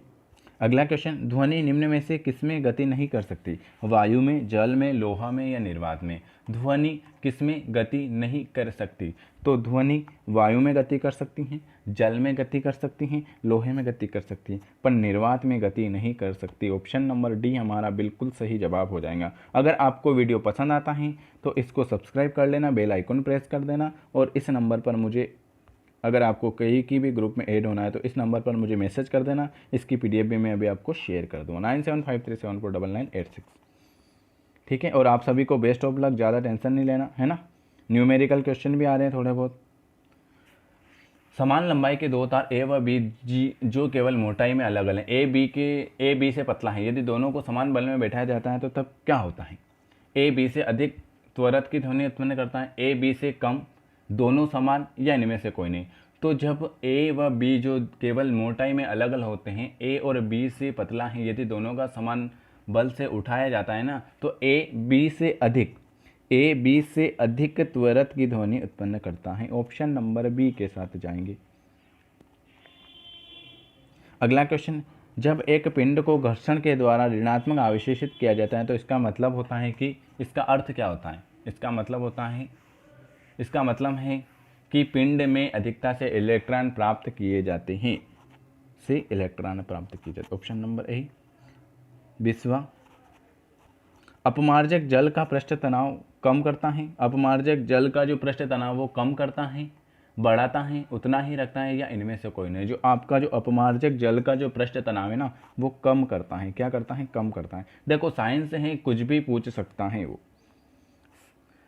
विलियन के उस पीएच मान को क्या कहा जाता है जब विद्युत क्षेत्र के प्रभाव में ध्रुवीय एमिनो अम्लों का अधिगमन नहीं होता है? विलियन के उस पीएच मान को क्या कहा जाता है जिस पर विद्युत क्षेत्र के प्रभाव में ध्रुवीय अमीनो अम्लों का अधिगम नहीं होता है? तो उसे हम क्या कहते हैं, उसे हम कहते हैं समविद्युत बिंदु। समविद्युत बिंदु। विलयन के उस पीएच मान को क्या कहा जाता है जिस पर विद्युत क्षेत्र के प्रभाव ध्रुवीय अमीनो अम्लों को अधिगम नहीं करता है? तो समविद्युत बिंदु। ऑप्शन नंबर सी बिल्कुल सही जवाब हो जाएगा। आपको बताना है, ये लो, कैलोरीफिक नाम निम्न में से किस क्रम में है? कैलोरीफिक नाम कौन सा क्रम है? वसा, प्रोटीन, कार्बोहाइड्रेट, कार्बोहाइड्रेट वसा, प्रोटीन, वसा कार्बोहाइड्रेट, प्रोटीन, या प्रोटीन वसा कार्बोहाइड्रेट? जो आपका कैलोरीफिक नाम मान किस क्रम में है? तो वो है आपकी वसा, नहीं, वसा, फिर आए कार्बोहाइड्रेट और फिर प्रोटीन। Option number C. 24वां, विटामिन ए की कमी का क्या परिणाम है ना? विटामिन ए की कमी से कौन सा रोग होता है? विटामिन ए की कमी से आपका होता है रतौंधी। विटामिन बी की कमी से होता है बेरी। ठीक है, अगला क्वेश्चन। बेकेलाइट है आपका, क्या है बेकेलाइट? योगात्मक बहुलक हैं, इलास्टोमर हैं, शून्यमय प्लास्टिक हैं, या ताप दृढ़ प्लास्टिक हैं? क्या है बेकेलाइट? क्या है? तो आपका बेकेलाइट आपका है ताप दृढ़ प्लास्टिक। अगला, वायु प्रदूषक जो प्रकाश रासायनिक धुंध उत्पन्न करता है, कौन सा है वो? जो वायु प्रदूषक जो प्रकाश रासायनिक धुंध उत्पन्न करता है वो है आपका कार्बन डाइऑक्साइड, कार्बन मोनोऑक्साइड और सल्फर। वायु प्रदूषक जो प्रकाश रासायनिक धुंध उत्पन्न करता है वो है आपका कौन सा? वो है आपका carbon dioxide, carbon monoxide and sulphur dioxide. 27, निम्न संरचना में ओलिफिनिया बंधों की संख्या कितनी होगी? तो ये होगी आपकी कितनी? 2। अगला, एक जाति श्रेणी में आणविक सूत्र समान होते हैं, संरचनात्मक सूत्र समान होते हैं, भौतिक गुण समान होते हैं, या सामान्य गुण समान होते हैं? एक सजाति श्रेणी में आपका सामान्य सूत्र समान होते हैं। अगला क्वेश्चन आपके सामने, प्रोटॉन क्या है? प्रोटॉन क्या है भाई? यूरेनियम का नाभिक है, आयनीकृत। प्रोटॉन के ऊपर एक क्वेश्चन आया था, कल ही आया था दिन में, ठीक है। तो प्रोटॉन क्या है? ड्यूरेलियम का नाभिक है, आयनीकृत हाइड्रोजन अणु है, आयनीकृत हाइड्रोजन परमाणु है, या एक कण है? तो आपका जो प्रोटॉन है ना वो है आयनीकृत हाइड्रोजन परमाणु। ठीक है, ये मैंने आज आपको फिर 10 मिनट में 30 क्वेश्चन करा दिए।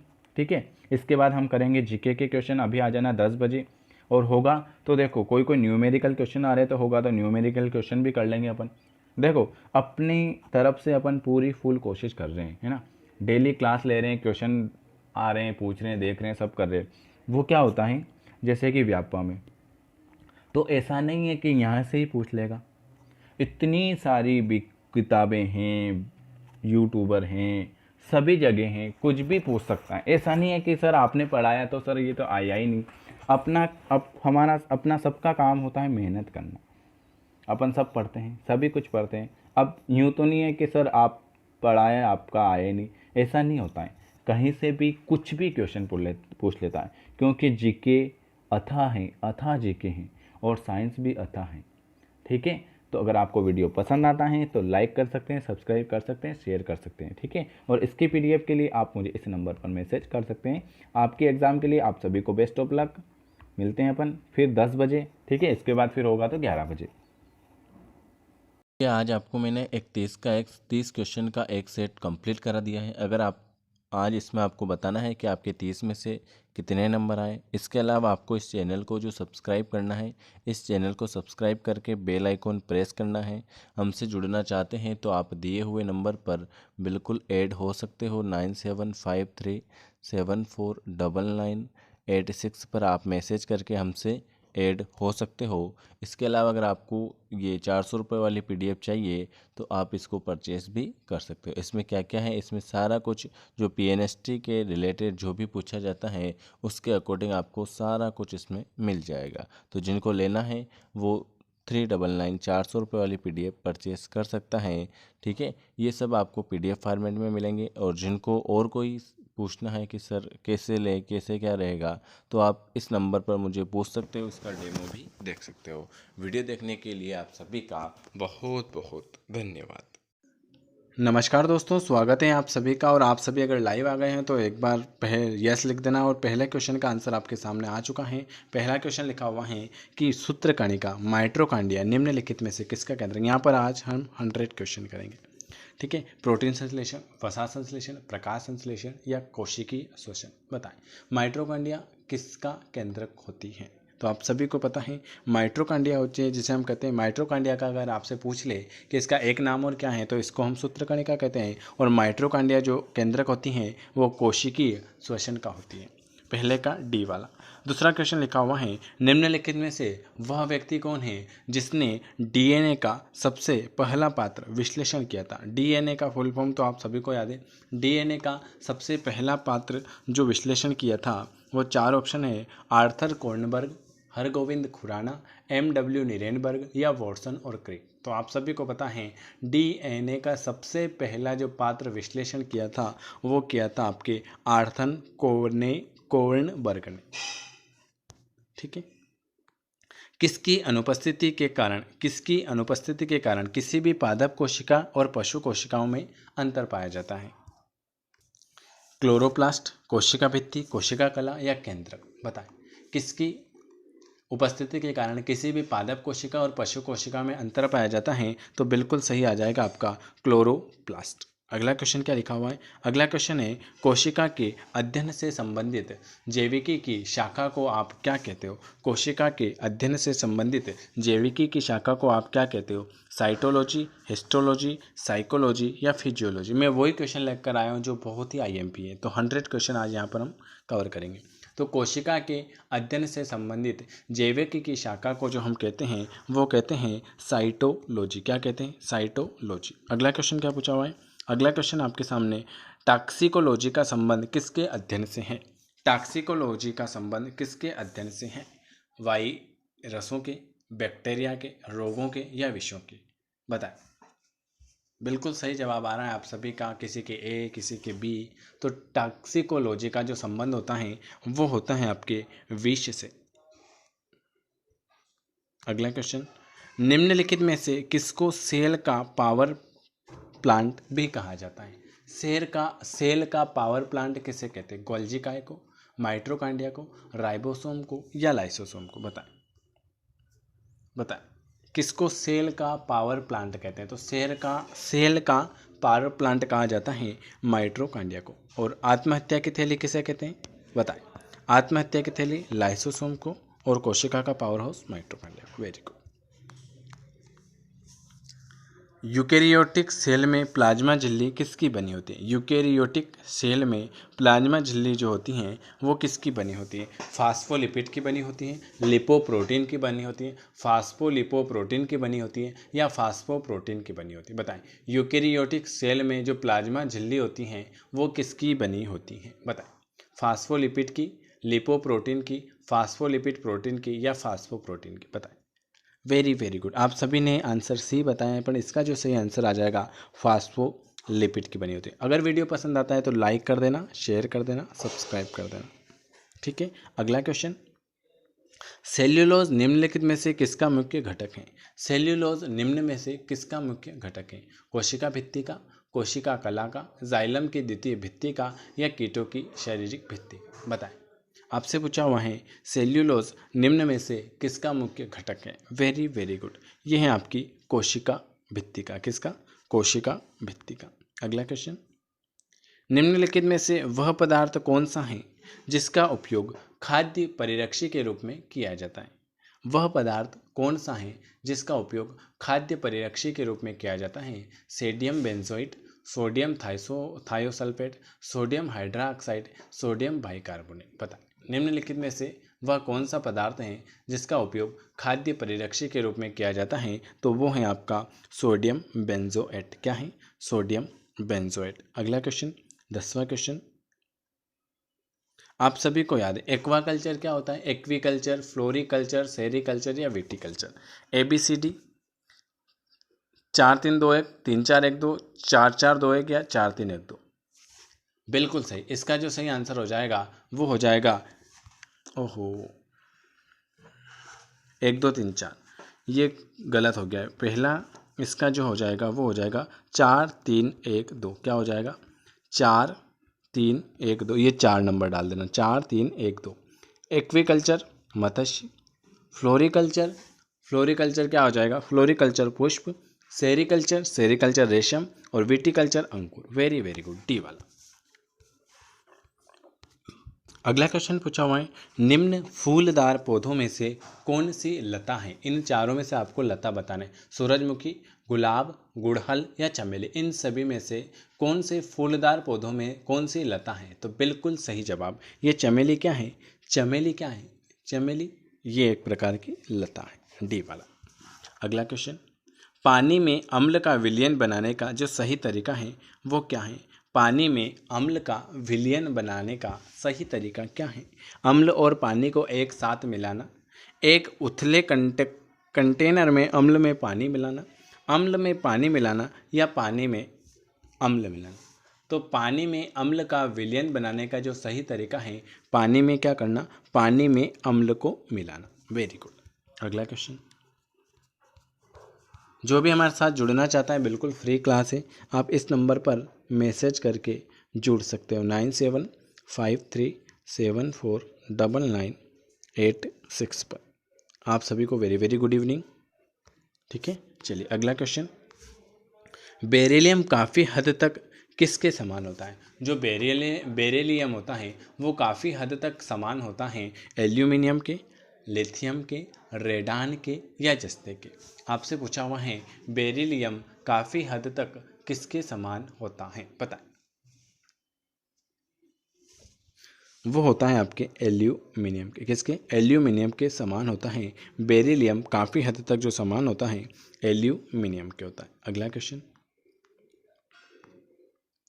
रिक्त स्थान अमाशय रस में पाया जाने वाला एंजाइम। अमाशय रस में पाया जाने वाला जो एंजाइम है, पेप्सिन, एमाइलेज, ट्रिप्सिन या टाइलिन। बहुत ही मोस्ट आईएमपी क्वेश्चन है आपके लिए, बताएं अमाशय रस में पाया जाने वाला एंजाइम कौन सा है? वेरी गुड, शाबाश। अमाशय रस में जो पाया जाने वाला एंजाइम हो जाएगा वो हो जाएगा, आप सभी को याद है, पेप्सिन। पेप्सिन क्या है? पेप्सिन आपके अमाशय रस में पाया जाने वाला एक प्रकार का एंजाइम है। अगला बढ़ जाते हैं, विभवांतर को स्थिर रखते हुए एक परिपथ का प्रतिरोध आधा कर दिया जाए तो धारा पर क्या प्रभाव पड़ेगा?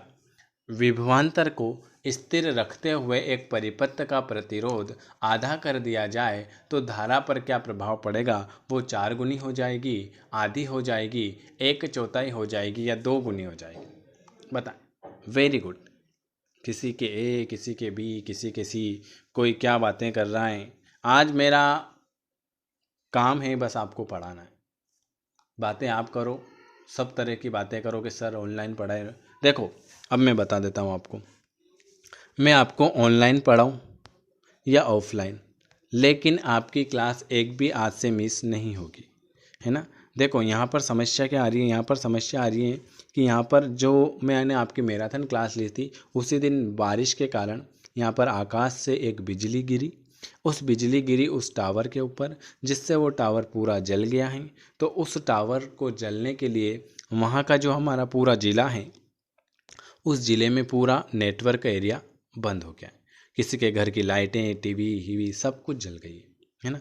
तो वो जो नेट वाले 3 दिन से लगातार नेट के चालू करने के काम कर रहे हैं, लेकिन कुछ कारणवश नहीं चल रहा है, तो आज भी आपका नेट नहीं चल पाया। तो आपकी क्लास मिस ना हो इसलिए मैं मेरे तरफ से आपको ईमानदारी से डेली क्लासें दे रहा हूँ।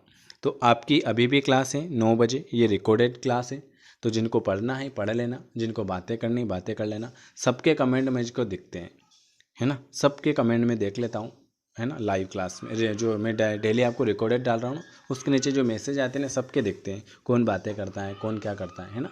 तो आपके ऊपर है पढ़ना या क्या करना, है ना। तो मैं आपको खाली जो मेरे हिसाब से मैं आपको पूरे तैयारी करा रहा हूँ, ठीक है। अब हो जाता है इसका अपन कोई कुछ नहीं कर सकते नेट का। तो आपकी कल सुबह एक रिकॉर्डेड क्लास आएगी जो रहेगी थ्योरी की, वो सुबह 6:30 बजे आएगी। उसके बाद कल 9 बजे भी आपकी रिकॉर्डेड क्लास आएगी, है ना, जिसमें आपको 100 क्वेश्चन कराएंगे। रिकॉर्डेड क्वेश्चन में क्या है, आप कहते हो ना सर रिकॉर्डेड अच्छा है, नहीं, पर रिकॉर्डेड क्वेश्चन में आपके ज़्यादा क्वेश्चन हो रहे हैं, 100 क्वेश्चन हो जाते हैं रिकॉर्डेड, है ना। तो रिकॉर्डेड क्वेश्चन में 100 क्वेश्चन कर रहे हैं अपन। सुबह 6:30 बजे थ्योरी आएगी, 9 बजे रिकॉर्डेड क्लास आएगी, 3 बजे भी आपकी क्लास आएगी, है ना, और उसके बाद 5 बजे आपका नेट चल जाएगा, तो 5 बजे मैं लाइव क्लास ले लूँगा। तो आप सभी से माफ़ी चाहेंगे कि कल का दिन आपको तकलीफ़ देंगे, आप रिकॉर्डेड क्लास देख सकते हो, ठीक है, वेरी गुड। इसका जो आंसर है बिल्कुल सही बताया मैंने। अगला क्वेश्चन है इलेक्ट्रॉनिक आयन का हीटिंग एलिमेंट बनाने के लिए किस पदार्थ का उपयोग किया जाता है। तो आप सभी को याद है वो करते हैं नाइक्रोम का। पौधों में उत्तक कितने प्रकार के होते हैं, तो ये तो सभी को पता है कि पौधे के जो उत्तक होते हैं वो कितने प्रकार के होते हैं, आप सभी को पता है 3, 2, 5 या 6। जो पौधे के उत्तक होते हैं वो आपके 3 प्रकार के होते हैं। कितने? 3 प्रकार के। अगला क्वेश्चन, निम्नलिखित में से किसका शरीर सिर से पूंछ तक खंडित होता है। तो आप सभी ने देख लिया है एनिलिडा जाति है जिसका जो शरीर होता है वो पूरी तरह से पूंछ तक खंडित होता है। 21वें नंबर का क्वेश्चन है कि अंत शोषण की जो क्रिया है वो क्या कहलाती है। अंत शोषण की क्रिया क्या कहलाती है, आप सभी को पता है। अंत शोषण की जो क्रिया कहलाती हैं वो विसरण कहलाती है, कोशिका क्रिया कहलाती है, अवशोषण कहलाती है, या ए और बी दोनों कहलाती है। बताएं, अंत शोषण की प्रक्रिया जो वो कहलाती है वो आप लगा रहे होंगे ए और बी, पर ये गलत हो जाएगा, अवशोषण कहलाती है।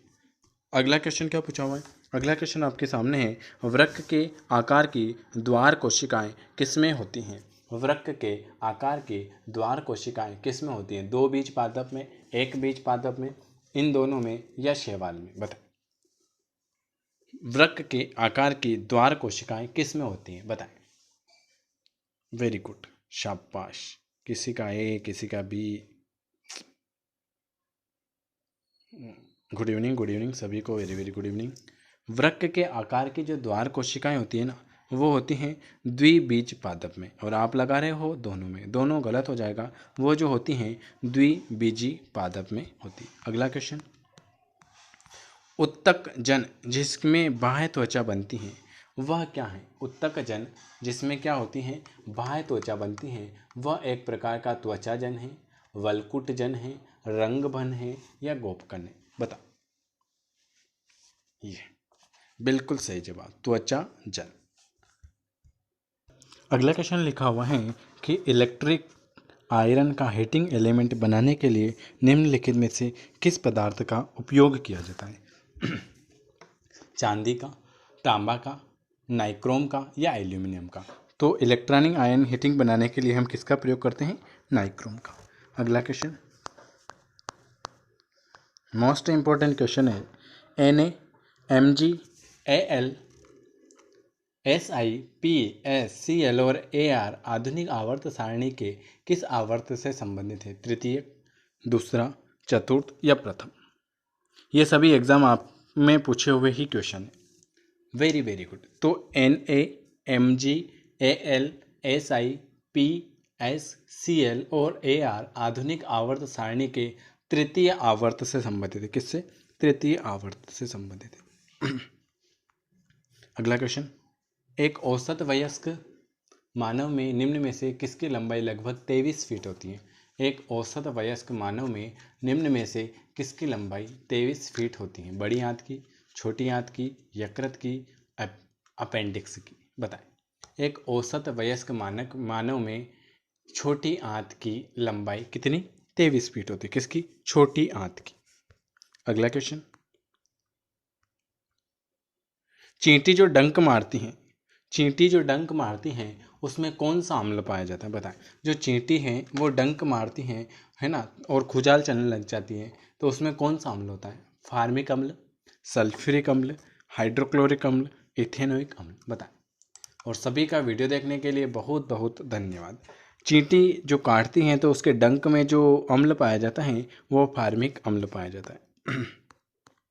अगला क्वेश्चन, वेरी गुड। आयोडीन ठोस के ऊर्ध्वपातन पर बनने वाली वाष्प का रंग कैसा होता है। आयोडीन ठोस के ऊर्ध्वपातन पर बनने वाली वाष्प का जो रंग होता है वो नारंगी होता है, पीला होता है, बैंगनी होता है या बेरंग होता है? बता। Very very good. जो आयोडीन ठोस के ऊर्ध्वपातन पर बनने वाले वाष्प का जो रंग होता है वो हमेशा हमेशा बैंगनी होता है। क्या कौन सा होता है? बैंगनी होता है। अगला क्वेश्चन, समूह, ये केमिस्ट्री का क्वेश्चन, समूह 17 से संबंधित तत्व को आप क्या कहते हो? समूह 17 से संबंधित जो तत्व होता है उसे आप क्षारीय धातु कहते हो, क्षारीय मृदा धातु कहते हो, अक्रिय गैस कहते हो या हेलोजन कहते हो? बता। समूह 17 से संबंधित तत्वों को आप क्या कहते हो? बिल्कुल सही जवाब है, समूह 17 से संबंधित जो तत्व हैं उसे हम कहते हैं हेलोजन कहते हैं। क्या कहते हैं? हेलोजन कहते हैं। अगला क्वेश्चन, सामान्यतः किस पेड़ की टहनी का उपयोग दांत साफ करने के लिए किया जाता है? तो आप सभी को पता है, नीम की पत्ती, जो पहले पुराने जमाने के लोग थे वो नीम की पत्ती से आपके दांत साफ करते थे। रदरफोर्ड परमाणु मॉडल, मोस्ट इंपोर्टेंट क्वेश्चन है। रदरफोर्ड परमाणु मॉडल का वर्णन नहीं करता परमाणु का आवेश, नाभिक की उपस्थिति, परमाणु के स्थायित्व या या इलेक्ट्रॉन की उपस्थिति। रदरफोर्ड परमाणु मॉडल किसका वर्णन नहीं करता? Very good. कोई ए बता रहा है, कोई बी, बता दो सी और डी भी। सभी को very very good evening. Video थोड़ा सा शेयर करें, लाइक करें, सब्सक्राइब करें, है ना? बिल्कुल सही। रदरफोर्ड परमाणु मॉडल का परमाणु के स्थायित्व का वर्णन नहीं करता। किसका? परमाणु के स्थायित्व का वर्णन नहीं करता। थोड़ा सा लाइक कर दिया करो, है ना? निम्नलिखित में से कौन इकोलॉजिकल फुटप्रिंट को मापने की इकाई है? Very very most important question. ये सभी पीएनएसटी और नीट और इन सब में पूछे हुए क्वेश्चन हैं जो मैं आपके लिए आज लेकर आया हूँ। निम्नलिखित में से कौन इकोलॉजिकल फुटप्रिंट को मापने की इकाई है? कार्य घंटे, घन मीटर, गैलन प्रति व्यक्ति, global hectare. Very very good, शाबाश। वो आ जाएगा आपका ग्लोबल हेक्टेयर। अगला क्वेश्चन अगला क्वेश्चन क्या पूछा हुआ है? अगला क्वेश्चन है, सर्दी खांसी न मलेरिया हुआ। मलेरिया को रिक्त स्थान के उपयोग द्वारा ठीक किया जा सकता है। पेनिसिलिन के द्वारा, स्ट्रेप्टोमाइसिन के द्वारा, कुनेन के द्वारा या पैरासीटामोल के द्वारा? मलेरिया की दवा कुनेन नामक वृक्ष की छाल से प्राप्त की जाती है। सर्दी खांसी न मलेरिया हुआ, है ना? वो गाना तो सुना ही होगा, कुनेन।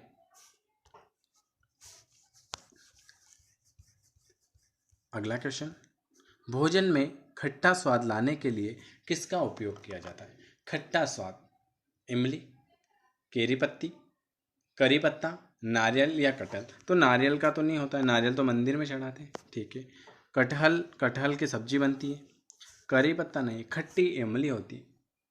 खट्टी मीठी इमली खाते हो ना, इमली की गोली दे दो, है ना? तो खट्टा, भोजन में खट्टा स्वाद लाने के लिए इमली का प्रयोग करते हैं। Very good.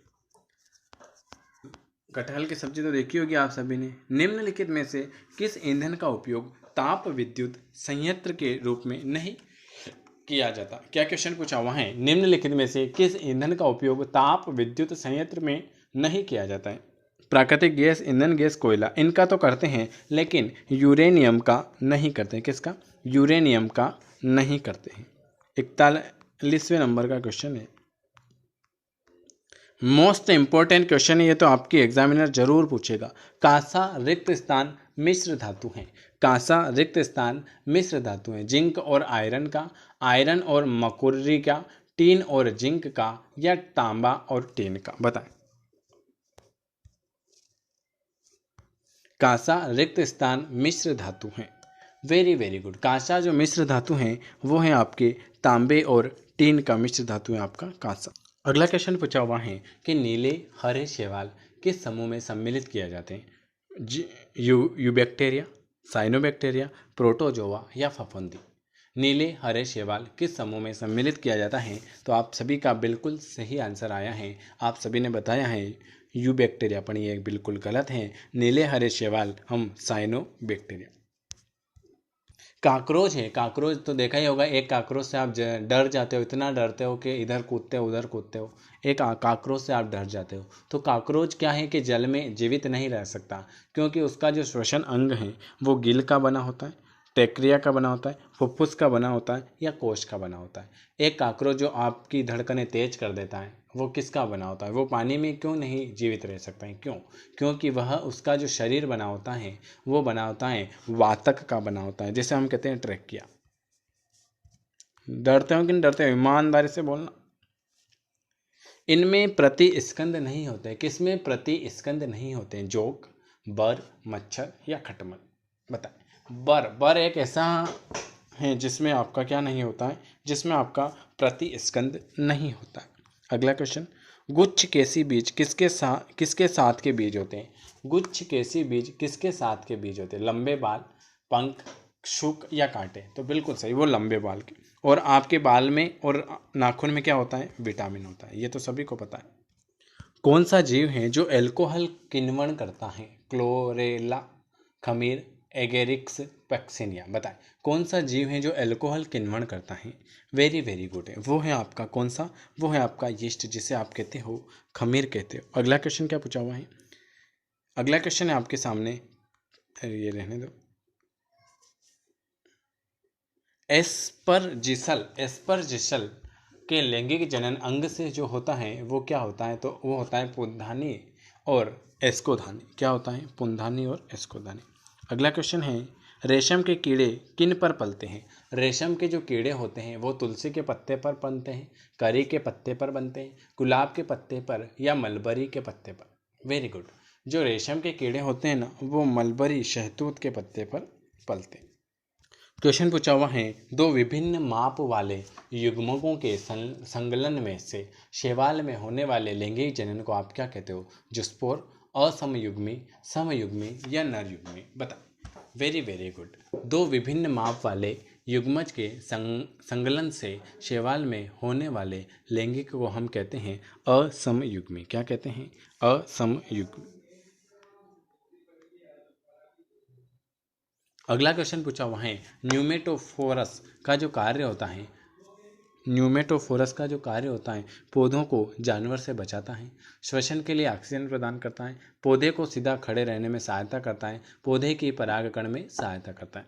न्यूमेटोफोरस का जो कार्य होता है वो क्या होता है? बताएं। Very very good. न्यूमेटोफोरस का जो कार्य होता है ना वो होता है आपका श्वसन के लिए ऑक्सीकरण प्रदान करना होता है। अगला क्वेश्चन, रबी फसल रिक्त स्थान के मौसम में उगाई जाती है। तो आप सभी को पता है रबी की जो फसल होती है वो शीत ऋतु में उगाई जाती है। कौन से? शीत ऋतु में। दो समान माप वाले युग्मों के संगलन से शैवाल में होने वाले लैंगिक जनन जो होते हैं, मोस्ट इंपॉर्टेंट क्वेश्चन है ये, छत्तीसगढ़ पीएनएसटी में पूछा हुआ क्वेश्चन है कि दो समान माप वाले युग्मकों के संगलन में शैवाल में होने वाले लैंगिक जनन जो कहलाते हैं वो समयुग्मी कहलाते हैं। अगला क्वेश्चन क्या पूछा हुआ है? मोस्ट इंपॉर्टेंट, प्रकाश संश्लेषण की क्रिया का उत्पादन निम्नलिखित में से कौन सा है? प्रकाश संश्लेषण की क्रिया का जो उत्पादन होता है वो अमोनिया, क्लोरीन, ऑक्सीजन या कार्बन डाइऑक्साइड? बताएं। सी, वेरी गुड। प्रकाश संश्लेषण की क्रिया का उत्पादन जो होता है वो होता है आपका ऑक्सीजन होता है। Very very good. अगला क्वेश्चन, स्थलीय वातावरण में सबसे प्रचुर मात्रा में कार्बनिक यौगिक कौन सा है? स्थलीय वातावरण में सबसे प्रचुर मात्रा में जो कार्बनिक यौगिक होता है, लैक्टोज, सेल्यूलोज, फ्रैक्टोज या sucrose? B, very very good, cellulose होता है। स्थलीय वातावरण में सबसे प्रचुर मात्रा में जो कार्बनिक यौगिक होता है उसे हम कहते हैं सेल्यूलोज कहते हैं। अगला क्वेश्चन क्या पूछा हुआ है? अगला क्वेश्चन आपकी स्क्रीन पर है, पौधों का कौन सा भाग पौधों में जल का संवहन करता है? पौधों का कौन सा भाग पौधों में जल का संवहन करता है? पत्तियां, फल, फूल या तना? Very very good. तो वो जो करता है वो करता है आपका तना। अगला क्वेश्चन, पौधे में द्वितीयक वृद्धि के निम्नलिखित में से कौन से उत्तरदायित्व होते हैं? पौधे में द्वितीयक वृद्धि के निम्न में से कौन से उत्तरदायित्व होते हैं? कॉन्टैक्ट, कैम्बियम, फ्लोएम या जाइलम? बताएं। किसी के ए आंसर आ रहे हैं, किसी के बी आ रहे हैं, और कोई? सभी को वेरी वेरी गुड इवनिंग। देखो वीडियो लाइक कर देना, शेयर कर देना, सब्सक्राइब कर देना। वेरी वेरी गुड, बी वाला बिल्कुल सही आ जाएगा, क्रैम्बियम। किस प्रकार के पौधे बहुत ऊंचे होते हैं? ऐसे कौन से हैं जो पौधे बहुत ऊंचे होते हैं तथा इनके तने सुदृढ़ एवं गहरे भूरे होते हैं? बता, किस प्रकार के पौधे बहुत ऊंचे होते हैं? तो वो जो होते हैं वो होते हैं आपके वृक्ष। अगला क्वेश्चन पूछा हुआ है, पत्ती के मध्य में मोटी शिरा को आप क्या कहते हैं? पत्ती के मध्य में जो मोटी शिरा होती हैं उसे आप क्या कहते हो? मध्य शिरा कहते हो, शिरा विन्यास कहते हो, जालिका रूपी कहते हो, या समांतर शिरा विन्यास कहते हो? बता। पत्ती के मध्य में मोटी शिरा जो होती हैं, पत्ती के मध्य में मोटी शिरा जो होती हैं उसे आप क्या कहते हो? वेरी गुड, उसे हम कहते हैं मध्य शिरा कहते हैं। क्या कहते हैं? मध्य शिरा कहते हैं। अगला क्वेश्चन क्या पूछा हुआ है, निम्नलिखित में से कौन सा एक दो बीज पत्री का उदाहरण है? Very very most important question है, दो बीज पत्री का उदाहरण कौन सा हो जाएगा? बता। धान, गेहूं, दालें या मक्का? दो बीज पत्री का जो उदाहरण पूछा है वो कौन सा हो जाएगा? वेरी वेरी गुड, वो जो हो जाएगा आपके ये दालें। दालें क्या आती हैं? दो बीज पत्री। अगला क्वेश्चन, निम्नलिखित में से किसे एक गतिशील सजीव इकाई कहा जाता है? किसे आप गतिशील सजीव इकाई कहते हो? वृक्ष को, जल को, वन को या वायु को? किसे आप गतिशील सजीव इकाई कहते हो? बताएं। Very good, A answer, B answer, C answer. और किसी के?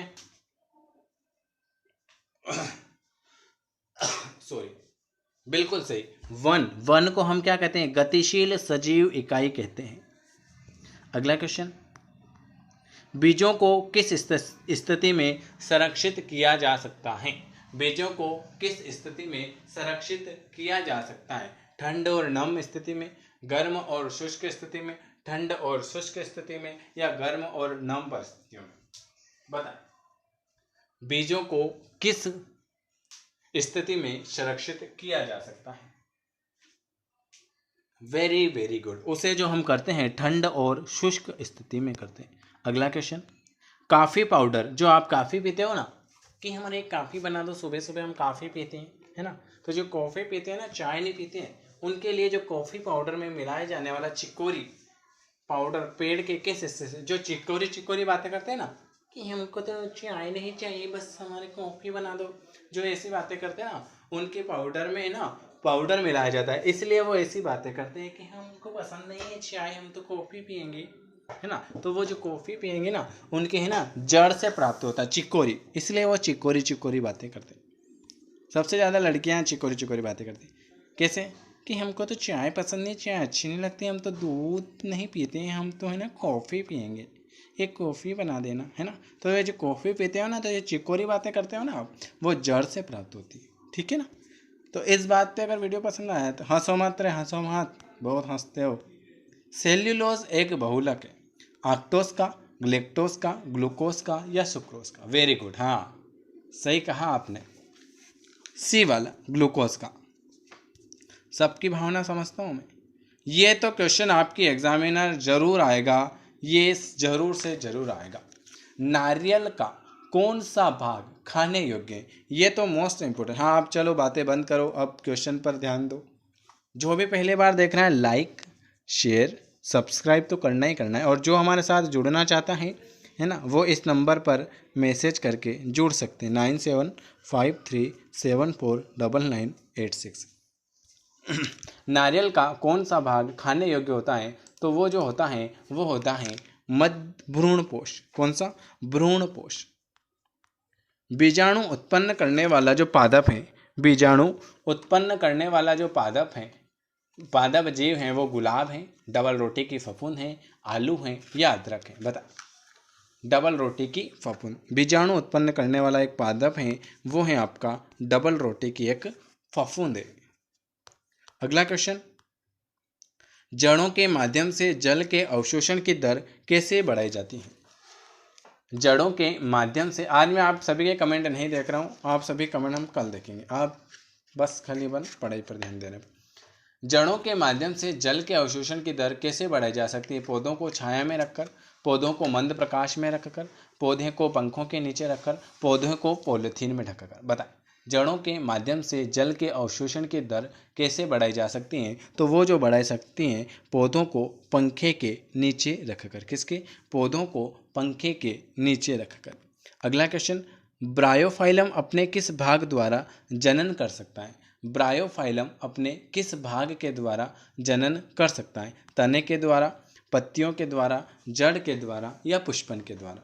जड़ों के माध्यम से जल के अवशोषण की दर ब्रायोफाइलम अपने किस भाग के द्वारा जनन कर सकता है? तो वो जो कर सकता है आपके पत्तियों के द्वारा। अगला क्वेश्चन, किस स्थिति में पेड़ सबसे आसानी से मृत हो सकते हैं? कौन सी ऐसी स्थिति है जिसमें जो पेड़ होते हैं वो सबसे आसानी से मृत हो सकते हैं? छाल के उतरने के दौरान, सभी पत्तियों के झड़ने के दौरान, आदि शाखाओं के टूटने के दौरान या आधी पत्तियों के झड़ने के दौरान। तो वो जो मृत होते हैं ना, तो वो छल के उतरने के दौरान नहीं होते, सभी पत्तियों के झड़ने के दौरान भी नहीं होते, आधी शाखाओं के टूटने के दौरान भी नहीं होते। वो होते हैं जो आधी पत्तियां जो झड़ने लगती हैं, आधी पत्तियों के दौरान वो मृत हो सकते हैं। डी वाला। पादपों में जल का परिवहन निम्नलिखित में से किसके माध्यम से होता है? पादपों में जल का जो परिवहन होता है वो किसके माध्यम से होता है? जाइलम के माध्यम से, फ्लोएम के माध्यम से, रंध्र के माध्यम से या मूल रोम के माध्यम से? बताएं। पादपों में जल का जो परिवहन होता है वो जो होता है आपके, वो जाइलम के माध्यम से होता है। किसके माध्यम से? जाइलम के माध्यम से। पादप का सामान्य जनन भाग कौन सा होता है? पादप का सामान्य जनन भाग कौन सा होता है? पत्ती, तना, जड़ या पुष्प? बताएं। पादप का सामान्य जनन भाग जो होता है वो होता है आपका पुष्प होता है। अगला क्वेश्चन आपके सामने, ये रहने दो। अगला क्वेश्चन, पादपों में परिपक्व अंडाशय पादप के किस भाग में परिवर्तन होता है? पादपों में परिपक्व अंडाशय पादप के किस भाग में परिवर्तित होता है? तो वो जो होता है बीज कैंसर, स्त्री कैंसर में नहीं होता है, वो होता है फल में होता है। हमारे दांत और अस्थियां आमतौर पर किसके बनते हैं? आपके जो दांत और जो अस्थियां होते हैं वो किसके बनते हैं? ट्राई कैल्शियम फास्फेट के, फ्लोरोपेप्टाइड के, क्लोरोपेप्टाइड के या हाइड्रोलिथ के? बताएं। वेरी गुड, किसी के ए आंसर आ रहे हैं, किसी के बी आंसर आ रहे हैं, और किसी का आया? Very good. हमारे दांत और अस्थियां जो आमतौर पर जो होते हैं ना, वो होते हैं आपके ट्राई कैल्शियम फास्फेट के। किसके? ट्राई कैल्शियम फास्फेट के। अगला क्वेश्चन, निम्नलिखित में से कौन सौर ऊर्जा के सबसे बड़े तय करता है? सौर ऊर्जा के, बैक्टीरिया, कवक, हरे पौधे, प्रोटोजोआ। तो जो सौर ऊर्जा, सूर्य से ऊर्जा, सौर ऊर्जा जो होती है वो हरे पौधे। और अगला क्वेश्चन, जंतुओं में वह एंजाइम प्रणाली नहीं होती है, जंतुओं में वह एंजाइम प्रणाली नहीं होती हैं जिसके आधार पे वे रिक्त स्थान से ऊर्जा प्राप्त करते हैं? वसा, पानी, प्रोटीन या कार्बोहाइड्रेट? जंतुओं में वह एंजाइम प्रणाली नहीं होती हैं जिसके आधार पे वे रिक्त स्थान से ऊर्जा प्राप्त करते हैं। तो वो बिल्कुल सही जवाब आ जाएगा, वो आ जाएगा आपका पानी। क्या आ जाएगा? पानी आ जाएगा। इसके अलावा मैं आपको बता देता हूँ कि अगर आपको अच्छे से तैयारी करनी है तो एक 200 रुपये का आपके लिए पैकेज निकाला है, जिसमें आपको एनसीईआरटी की बुक मिलेगी विथ ये सारी आपको पीडीएफ फाइल मिलेगी व्हाट्सएप पर। इसके लिए मात्र आपको 200 रुपये का पेमेंट करना रहेगा। 200 रुपये में आपको क्या क्या मिलेगा वो भी बता देता हूँ। एनसीईआरटी की 11वीं 12वीं की बुक मिलेगी, फिजिक्स, केमिस्ट्री, बायोलॉजी। पीएनएसटी के ओल्ड पेपर मिलेंगे 2007 से 2019 तक। 1500 क्वेश्चन एक जो हमने बना रखे वो मिलेंगे। 500 क्वेश्चन एक मिलेंगे। अरिहंत की बुक के आपको बायोलॉजी और जूलॉजी की जो मैं पढ़ाता हूँ वो भी क्वेश्चन मिलेंगे। इसके लिए आप गूगल पे, फ़ोनपे, पेटीएम से पेमेंट करके स्क्रीनशॉट भेज सकते हैं, मात्र 200 रुपये का। इसके अलावा हमारी फ्री क्लास चलती है, तो जिनको फ्री ग्रुप में भी ऐड होना है तो बिल्कुल ये फ्री नंबर है, तो इस पर आप व्हाट्सअप कर देना, हम आपको ऐड कर देंगे। ठीक है, तो अब आपकी जो कल क्लास रहेगी, कल आपके सुबह 6:30 बजे थ्योरी की क्लास आएगी। किसकी? थ्योरी की क्लास आएगी आपकी सुबह 6:30 बजे। 9 बजे फिर आपकी बायोलॉजी की क्लास आएगी, फिर आपकी आएगी 3 बजे पीएनएसटी का ओल्ड पेपर, फिर आएगा आपके 5 बजे और फिर आएगा रात को 9 बजे। ये वीडियो अगर आपको पसंद आया है तो लाइक शेयर सब्सक्राइब जरूर करें। अभी 2 दिन से नेट प्रॉब्लम चल रहा है। क्यों चल रहा है? क्योंकि आकाश में से एक बिजली गिरी, वो बिजली टावर के ऊपर गिरी, तो हमारा पूरा जो ज़िला है उस पूरे ज़िले में नेट बंद है। तो इसके कारण हमने आपके लिए रिकॉर्डेड वीडियो डाली। अगर आपको आपकी क्लास मिस ना हो, इसलिए आपको कल का दिन 9 बजे भी आपको रिकॉर्डेड ही मिलेगा, हो सकता है और लाइव भी हो सकता है। तो आपका टाइम वेस्ट ना हो, इसलिए मैंने अभी भी आपकी क्लास ले ली है। वीडियो पसंद आए तो लाइक शेयर सब्सक्राइब कर देना। हमारे साथ ऐड होना है तो ऐड हो जाना। मैं सभी के नीचे कमेंट जो करते हैं ना, सभी के कमेंट देखता हूँ। वीडियो देखने के लिए आप सभी भाइयों बहनों का बहुत बहुत धन्यवाद। मिलते हैं कल सुबह 6:30 बजे। आज आपको मैंने एक 30 क्वेश्चन का एक सेट कंप्लीट करा दिया है। अगर आप आज इसमें आपको बताना है कि आपके 30 में से कितने नंबर आए। इसके अलावा आपको इस चैनल को जो सब्सक्राइब करना है, इस चैनल को सब्सक्राइब करके बेल आइकॉन प्रेस करना है। हमसे जुड़ना चाहते हैं तो आप दिए हुए नंबर पर बिल्कुल ऐड हो सकते हो। 9753749986 पर आप मैसेज करके हमसे ऐड हो सकते हो। इसके अलावा अगर आपको ये 400 रुपये वाली PDF चाहिए तो आप इसको परचेस भी कर सकते हो। इसमें क्या क्या है, इसमें सारा कुछ जो PNST के रिलेटेड जो भी पूछा जाता है उसके अकॉर्डिंग आपको सारा कुछ इसमें मिल जाएगा। तो जिनको लेना है वो 399 400 रुपये वाली PDF परचेस कर सकता है। ठीक है, ये सब आपको PDF फॉर्मेट में मिलेंगे। और जिनको और कोई पूछना है कि सर कैसे लें, कैसे क्या रहेगा, तो आप इस नंबर पर मुझे पूछ सकते हो, इसका डेमो भी देख सकते हो। वीडियो देखने के लिए आप सभी का बहुत बहुत धन्यवाद।